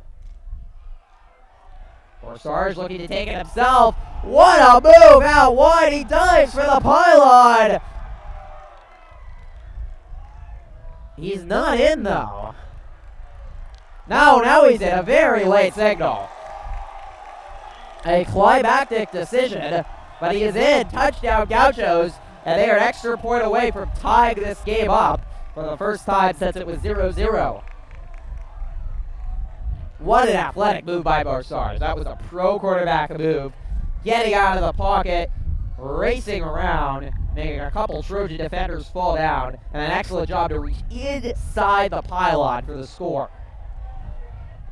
Do they go for two? They do. They're going for two. What a play here. The give up the middle. Diving. He's in. Gramajo is in. The risky play. Casa Grande has taken the lead. 29-28 in a game that Petaluma has controlled for much of it. They find themselves losing in the fourth quarter. What a turnaround, a 15-0 run in the last 3 minutes. And it's the rushing attack, Alex Johnson for Casa Grande, that has turned things around. And suddenly the pressure on the Petaluma offense to grind the clock out, but thought at least they'd be tied. Coach Dennis Brugg, it's probably a sign of not trusting his defense, decides to go for it. And it pays off. I don't think the Petaluma defense was expecting it already. It was the quick huddle. An excellent play. 29-28. We have an injured Gaucho out on the field, so that is the reason for the stoppage. Back on me. Oh, not back on me yet. Back on me, please. But what a turnaround in these last couple minutes. Petaluma felt like they were in control of this one, but one play can change it, and it was that fumble as the Casa Grande lineman able to get up under his own power. So that's good to see. But that one fumble changing everything. It was score for score, back and forth. And this Casa Grande offense is really moving the football right now. They're doing a great job. It's a question of, can this Petaluma offense get back to the basics? And now there's more pressure than there was all game. Petaluma absolutely the favorite going into this one. They have a better record, better league standing. But it's anyone's game right now on the Petaluma offense. It's in Cole Powers, Garrett Freitas in this offensive hand to try to win this football game. Back on the field. McKissick to boot it away. Trojan student section trying to encourage some support. It's going to be loud for these final 7 minutes of this one. Last year, Casa got the ball about late in that fourth, 3 separate times, trailing by 7, and was never able to score. A little bit of an opposite scenario. An excellent kick by McKissick. He boots it through the end zone. I don't know why he hasn't done that all day. So the Petaluma will start at the 25, and that's the worst field position they're going to have all day. But they have 7:08, all 3 timeouts, and plenty of time to score. And certainly Daxton Hogga is a reliable kicker. This would be the biggest kick of his life, but he certainly has an opportunity. And you can hear the Trojan student section chanting, but it is a nervous cheer right now.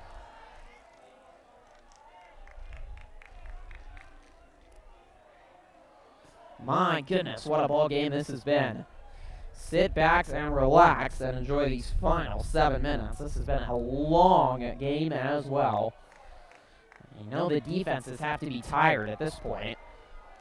Gotta control, keep possession of the ball. Obviously something that was an issue.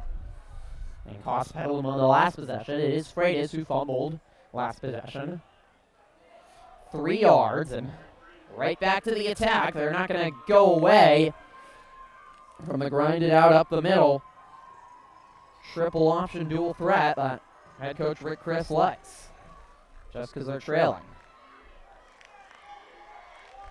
Petaluma has not won a game that they have trailed except in their season opener. Freitas breaks a tackle. Looked like he would have a seam, but an excellent job wrapping up to avoid a big play. Freitas, oh, we've lost the video up top. Are they changing the battery, or it looks like they're changing the battery. All right, we're going to get that up top camera back for you in just a moment. Okay. Switch to scoreboard cam, please. All right, we're going to try to film through the fence. There we go. It's going to be a little challenging to see, but we'll do what we can until we get the up top back for you. Should be just a moment. Big third down here, and moving the pile should be enough for the first down. Prieto. We up top. Oh, got the up top camera hopefully in just a moment for you.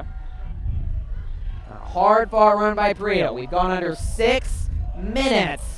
And a 1-point lead for the Gauchos. There you see their student section right to the left of the broadcast booth here. Power set again for Petaluma. To the right, and a nice run by Prieto, breaking some tackles, and he's close to another first down. 9 yards. By the senior running back, he has grinded it out, and he's looking to do that. 5:30 and counting left to go, and certainly in no rush. If this starts to... Okay, we're switch.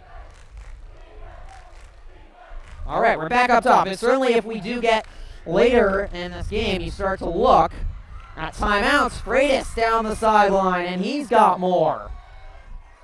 Yeah, I know. I'm getting the scoreboard.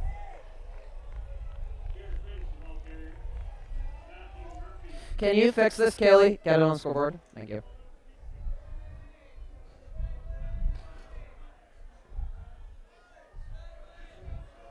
Stoppage, 29-28. 5:06 left. Excellent job by Kaylee Smith, who's having to reset our scoreboard cam, but is mainly getting yelled at by students. We have a penalty. The holding is the call on that 9-yard Freitas run, so that moves it back to 2nd and 10. 5:06 remaining in the 4th. No, on the score.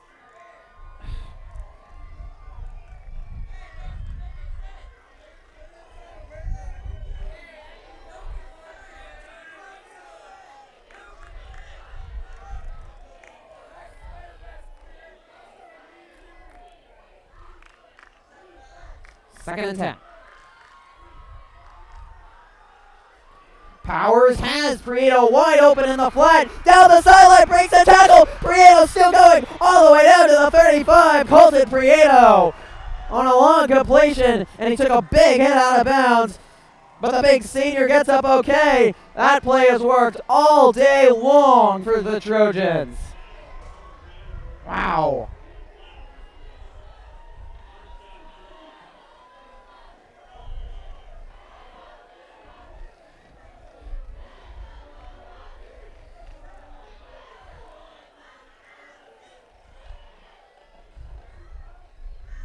.457 left here in the 4th. It's another power set. Give to Pedersen up the middle. He's got 4 yards. I just need to now in on focus.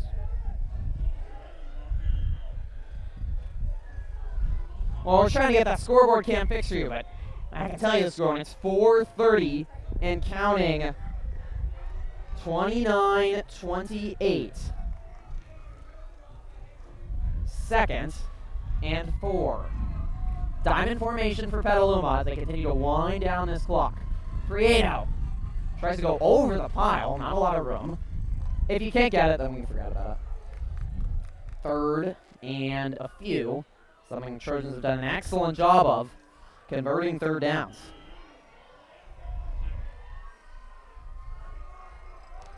It's been Prieto grinding it out on these 3rd downs. And once again, he is in the backfield. It's diamond form with Patterson to the right. Casa Grande student section getting loud. 350. Prieto. Oh no, it's a fake by Powers and it's a disaster! What in the world were they trying there? I do not know, but it absolutely failed. And it had worked all day long to go with just Prieto up the middle. For whatever reason, Powers faked it, and okay, Powers tried to roll out, and it did not work. They are at the 31-yard line. There's 3:19 and counting. This would be a 49-yard field goal, which would take the lead. And they always just feel like that's too far. 4th and 6. Powers fakes, rolls out, under pressure. He's got Freitas in the flat and he's got blockers. Will he get there? He just gets to the marker as he dives forward. And Freitas has the first down to the 20. A screenplay to the best player on the field. That's how the Trojans converted a 4th down to win the game against Justin Siena and put that game away in the tightest game that Petaluma had played up till now. A very similar play to move the sticks to the 20. Under 3 to go. Casa Grande has all 3 timeouts if they need them. 1st and 10, Prieto in the backfield. What a finish to this one. Buckle your seatbelts for these final 2.5 minutes. Powers letting the clock run down. You don't want to take a delay game penalty, though. Prieto continuing to drive those legs, and he's down to the 14. The advisable thing here, if you're Petaluma, is running that clock as much as possible, and you want to give it to Casa with seconds left on the clock. Similar scenario at the end of the first half, but 1 minute left when they scored, and that was enough time for the Gauchos to move down the field with all their timeouts and scored a touchdown with 2 seconds left. So you can't do that here. 2 minutes to go. 4th quarter. 29 Casa Grande, 28 Petaluma. 2nd and 3. Prieto. Not a lot. It's not going to reach the 6. It's going to be 3rd and very short again. Under 2 left to go. If they get another first down, they'll be at goal. 1:38 left to go. Petaluma offense has never punted all game long. They did get stopped, though, once in the red zone on a 4th. Hartman threw an incompletion. Give to Prieto. Got maybe 1, but it's enough for the first. And Casa Grande does use a timeout. That's exactly what you would have thought at this point, that the Gauchos would start using those timeouts and stop the clock. No, I'm sorry. I thought that was the signal. That it would stop the clock. If you're Casa Grande, you at least think about stopping the clock now, because you're not. Okay, now they do use the timeouts. So they use the timeout. You stop the clock. These timeouts right now, if you could put it back on me, these timeouts are. Oh, we've got an ad. These timeouts are a lot more valuable right now for Casa Grande to stop the clock now, just because they want to get the ball back with about a minute left if Petaluma scores and have enough time. You can't save them because you're only going to get the ball with about 20 seconds left. Those 3 timeouts, you won't be able to use them all. So they're going to use probably all 3 timeouts. But it's a weird situation for Petaluma. Yes, you want to score and make sure you want to score, but you also don't want to give Casa Grande the ball back too early and give Casa too much time for an offense right now for the Gauchos that is really cruising and playing really good football. So what does Petaluma do? How do the players approach that? It is fascinating here. We've seen a couple scenarios in pro football and college football where you want to score, but you don't want to score too early, and players almost trying not to get into the end zone. Defensive players trying to let them in. I don't think you can. Let's get back on field. Let's get back on field as We have more footballs being thrown at me. Yes, I love having footballs being thrown at me. But I don't think Casa Grande lets Petaluma in here. You still trust your defense to keep you out. But if you get close to the goal line on this first snap, wouldn't be surprised me if Prieto, wherever the Trojan running back in, just falls down. It's Powers himself surging forward, and he's down to about the 2. So that's exactly where you want to put it. Casa Grande does not look like nope, they are going to use the timeout. Dennis Brunt calls the timeout. 1:06 remaining in the fourth quarter. They have one timeout left.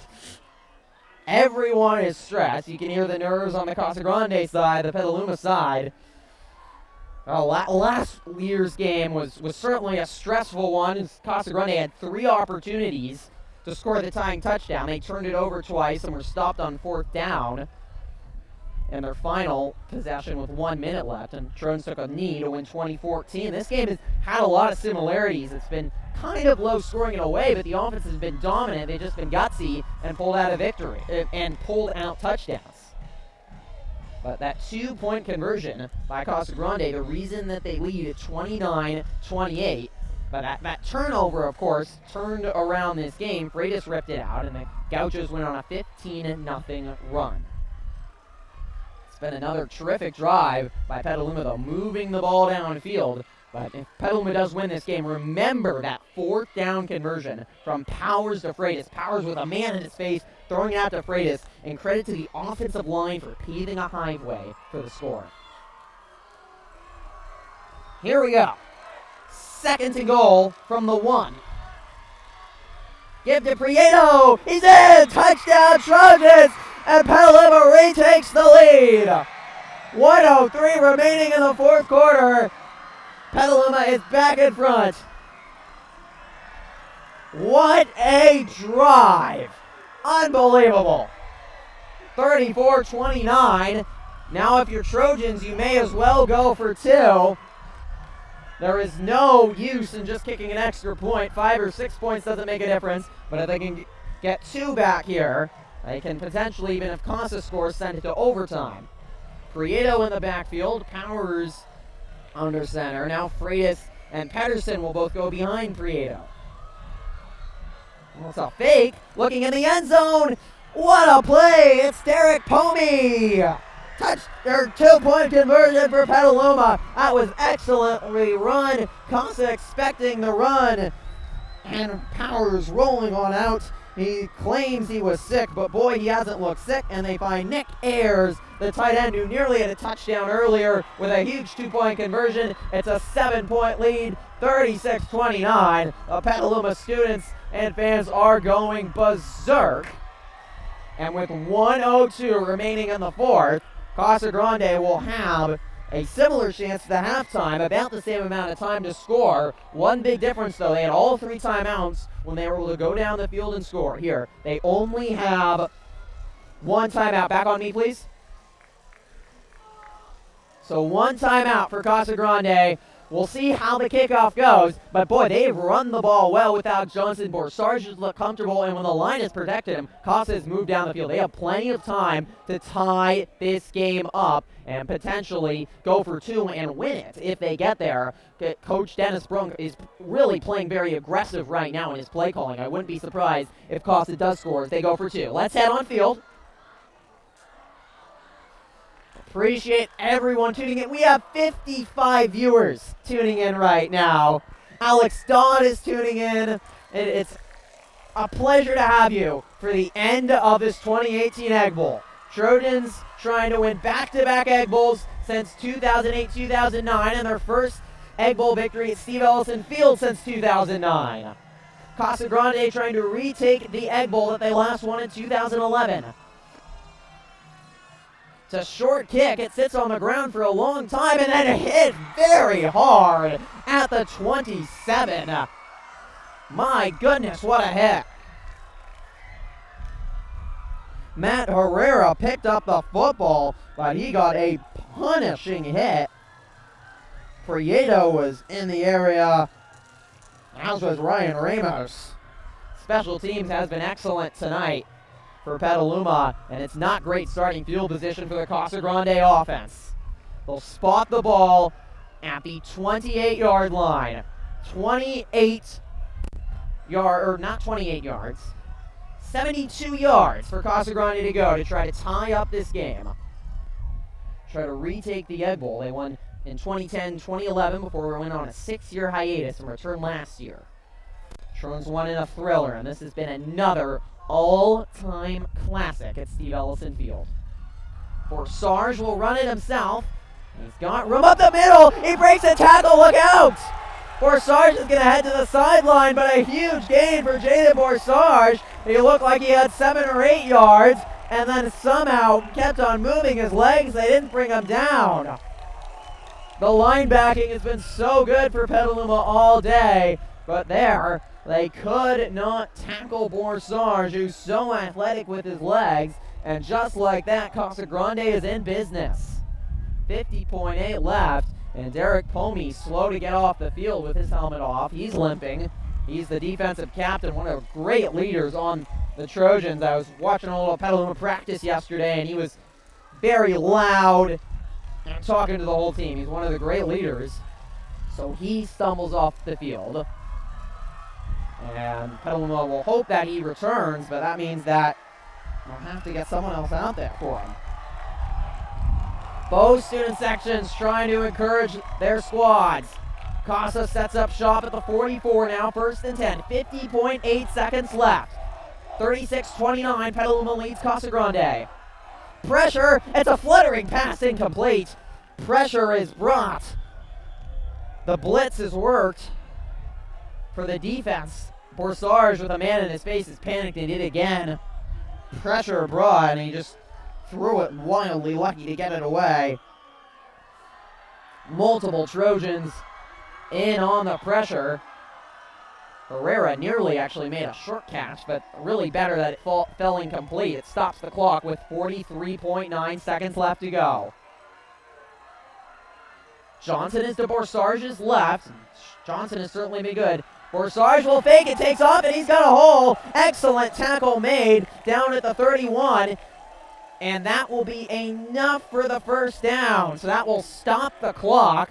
The Gauchos can either rush up and run a quick play. They lose a couple seconds, or they can spike it and they'll lose no time. It looks like they're set up to spike.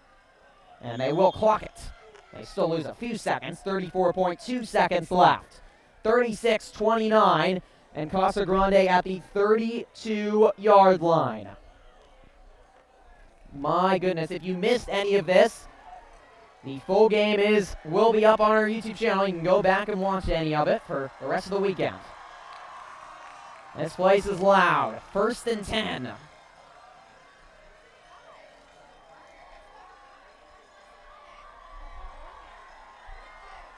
Borsarge in the gun, Johnson to his left.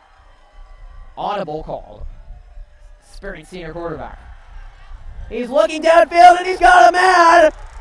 It's caught! Touchdown, Casa! What a catch! We will await the extra point. Unbelievable! What a throw from Borsarge, and what a catch! The Casa students and fans are going crazy. Do they go for 2, or do they kick the extra point and go to overtime? The Gauchos certainly have to have the momentum, but they went for 2 last time, and they scored. They look like they're going for 2. This could be the game right here. 28 seconds left. Casa huddling, but expected to come away with a timeout. Petaluma has called timeout. If Casa's still in the huddle because they didn't hear the whistles, it's so loud, but that is smart. The defense needs a breather. That is backbreaking. What a play by Jaden Borsarge. Oh, we're on the scoreboard. Yeah, that's the score right now. What a play by Jaden Borsarge.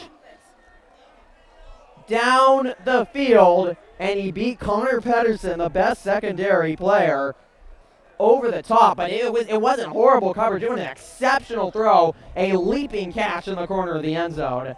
And if Casa wins that will be one that is, I've never forgotten on the east side. No, we've lost the camera. Get it back, please. All right, well, they're going to go for 2. We have lost the up top camera. Is it there? Oh, we got it. Okay, Ian, fix this. They are lining up like they're going to go for 2. Oh, what's up? Wait, are we not up top? It's not working though. Okay, no. We're using this for the game. So Casa looks like they're going to go for it. They're lined up at least. They could try to draw them off sides. They still have a timeout. Run to the left, and they're in! Casa has taken the lead on the 2-point conversion!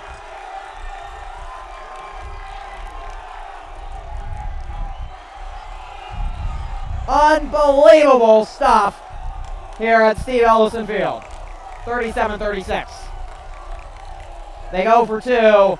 They get to Johnson, and this O-line has been excellent. The student section is going nuts. Trojans have 1 timeout left. They have 28 seconds for a miracle. Do we have up top? Up.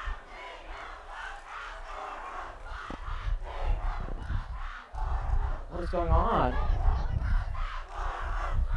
I'll try to get the up top camera for you. But what a finish here. There's still time for Petaluma, and we'll see what the kickoff is. But what a final drive by Casa Grande. And you just think back, maybe Petaluma should have taken a little bit more time when they ran down the clock. But after that turnover, this game has turned into who has the ball last. And right now it's been Casa Grande who had the ball last, but there's still 28 seconds left for Petaluma. Freitas is back, and remember what he can do. McKissick to kick it away. If we get up top, please go to it.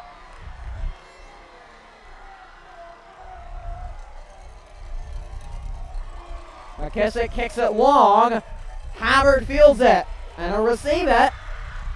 Havard going to the left, looking for some room, and he's brought down at the 30. You want to watch for any flags that could cost a team, but there's 21.2 seconds left. We don't have up top? Okay.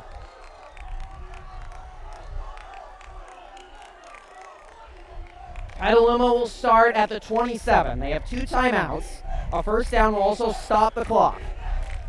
And it's a situation here where you got to look downfield, and Garrett Freitas is your best option. You can catch the football. He's over 100 receiving yards catching the ball. And he is a threat to break one at any time. Powers, not accustomed to looking downfield, but he's going to have to do it now. Freitas is split up behind him, and there's only one wide receiver to the left. And they will run the ball. Freitas spinning, nowhere to go.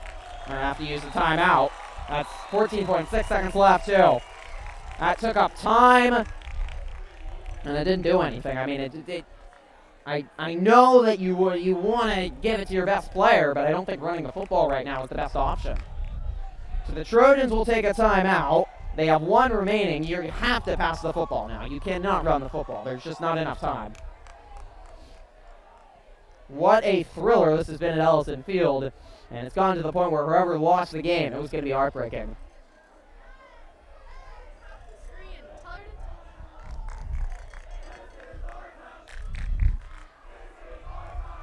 Do you check the pterodactyl to make sure?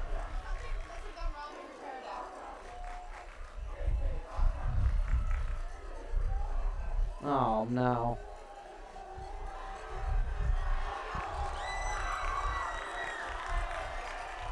So 14.6.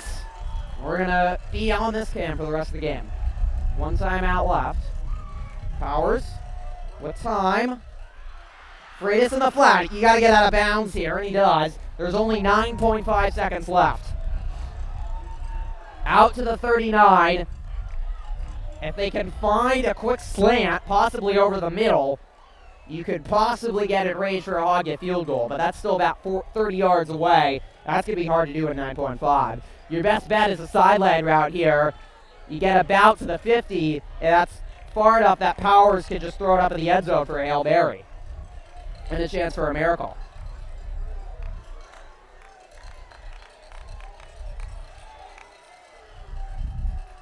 Freitas in the backfield, and only one split to the left. They do have a timeout if they just want to run it. Nope. Powers sets up a screen, and Freitas just jogs out of bounds. Only picked up a few. 4.7 seconds left. There's not enough time left for probably another play unless you want to go really quick to the sideline, like they did on that last play. This is the ball game.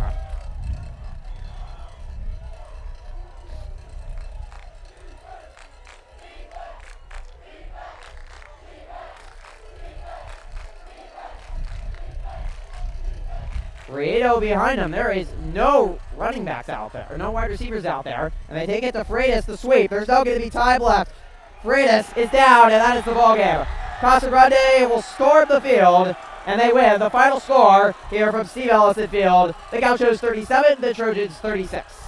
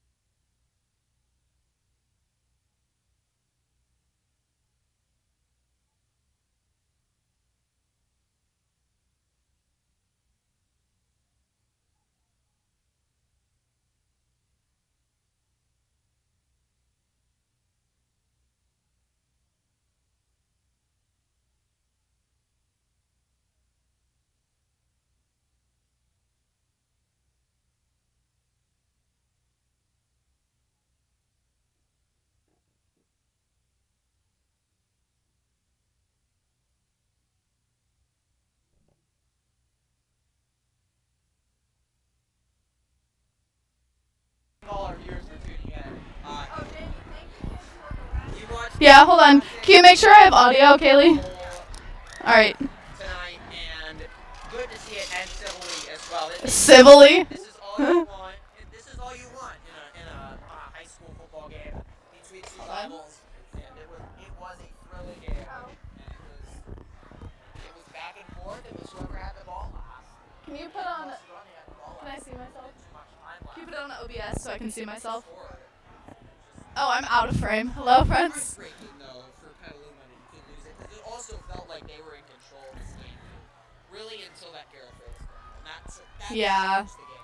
That's a shame, and it really sucks because we really did put up a good front the entire game, and we were ahead, and they pull ahead by 1 point. And if anybody from Casa, from the stands, is watching this, and you were the ones harassing us, I'm just saying, just in case they come back and watch us later because they were mocking us. That's so. There was some harassment. There was some balls thrown. Mostly administration took care of that. Emotion runs high. No, Emotion runs high. Griffin, you're too optimistic here. Yeah, I mean, it's hard, and it'll be very hard for Petaluma football to turn around. They still have NCS. They still have hope left in their season that they can win an NCS game and continue their year. But this is going to be one of the most heartbreaking losses for head coach Rick Chris' career. It's just going to be a heartbreaking loss for all the players, especially the seniors who beat Casa last year and fall here. And we'll look at the stats. We'll have them Monday morning, but I think Petaluma probably statistically will lead this. But it's that one turnover. Petaluma was back and forth. Both teams were scoring. Garrett Freitas had the ball stripped late in the third quarter, and it looked like it was going to be back and forth. Petaluma goes up 2 possessions, then up 1, then up 2, then up 1, because both teams were scoring, and that's what we saw to finish the game. But Yeah. the Freitas fumble, Casa responds and scores. And how about Alex Johnson for Casa Grande? If you want to name one player that was a difference maker for the Gauchos, it was Alex Johnson. Terrific rushing the football tonight for Casa. He was unstoppable in the second half. And in the end, you have to give a lot of credit to Jaden Borsarge and the Casa Grande offense. The Petaluma defense couldn't stop them. And they've had so many ups and downs this year. And Coach Chris talked about, we have to put a complete game together. And if they did put a complete game together, Petaluma would have walked off the football field victoriously. Yeah, I mean, we did put up a good game, I really think, and I think that it's all right, I guess. Yeah, and someone had to lose this game, and it did get to the point, especially after the Freitas turnover. It was back and forth. That one team was going to have to lose, and it was going to be heartbreaking, no doubt. And also, credit to Dennis Brunk, and he went for 2 twice, and the way that Casa Grande offensive line was moving the football, I apologize if there's any signs behind us. Brunk went for 2 twice, and that worked out for them very well. I feel abused. The two, I know. Nothing is personal. Certainly, a game like this will make the rest of the Casa Grande Petaluma games the rest of the year more intense. Basketball, that's going to be fun. We'll be live for all of that as well. Well, Casa Grande once again here, 36-35, a heartbreaking loss. I do want to thank all the help we've done here at the Egg Bowl today. Gracie Riddell on camera, Kaylee Smith doing everything, and Jamie Cantieri directing as well. I want to thank Mr. Victor Brazil. This is the final football live stream that both of us will ever Oh do. my God, that's so sad. It's the last one here at Steve Ellison Field. The last game ever played here for the seniors at Steve Ellison Field as well. So I want to thank Mr. Victor Brazil, science teacher, for all the courtesy that he's offered us up here on the patio. He's been truly helpful to allowing us this great spot. And we can bring these games live to you. And I know so many people across the country and relatives that watch, and that's why we do it. Because of you guys, and that's really great. Do want to remind you again, live streams are continuing as the year goes on. Probably about a month break. Our first live stream is going to be girls basketball. I don't have the exact date, but their season opener, home opener, really good girls basketball team. Should be fun. It's about mid-November, about a week before Thanksgiving. That'll be our next. It's gonna be cooling down then. Excited. Yes, it'll be cooling down outside, but it'll be heating up in the gym. So It will be. if you want to check that out, want to thank everyone with the football program here today and here at Ellison Field for all 3 years that we've done live streams here. It's truly been a pleasure.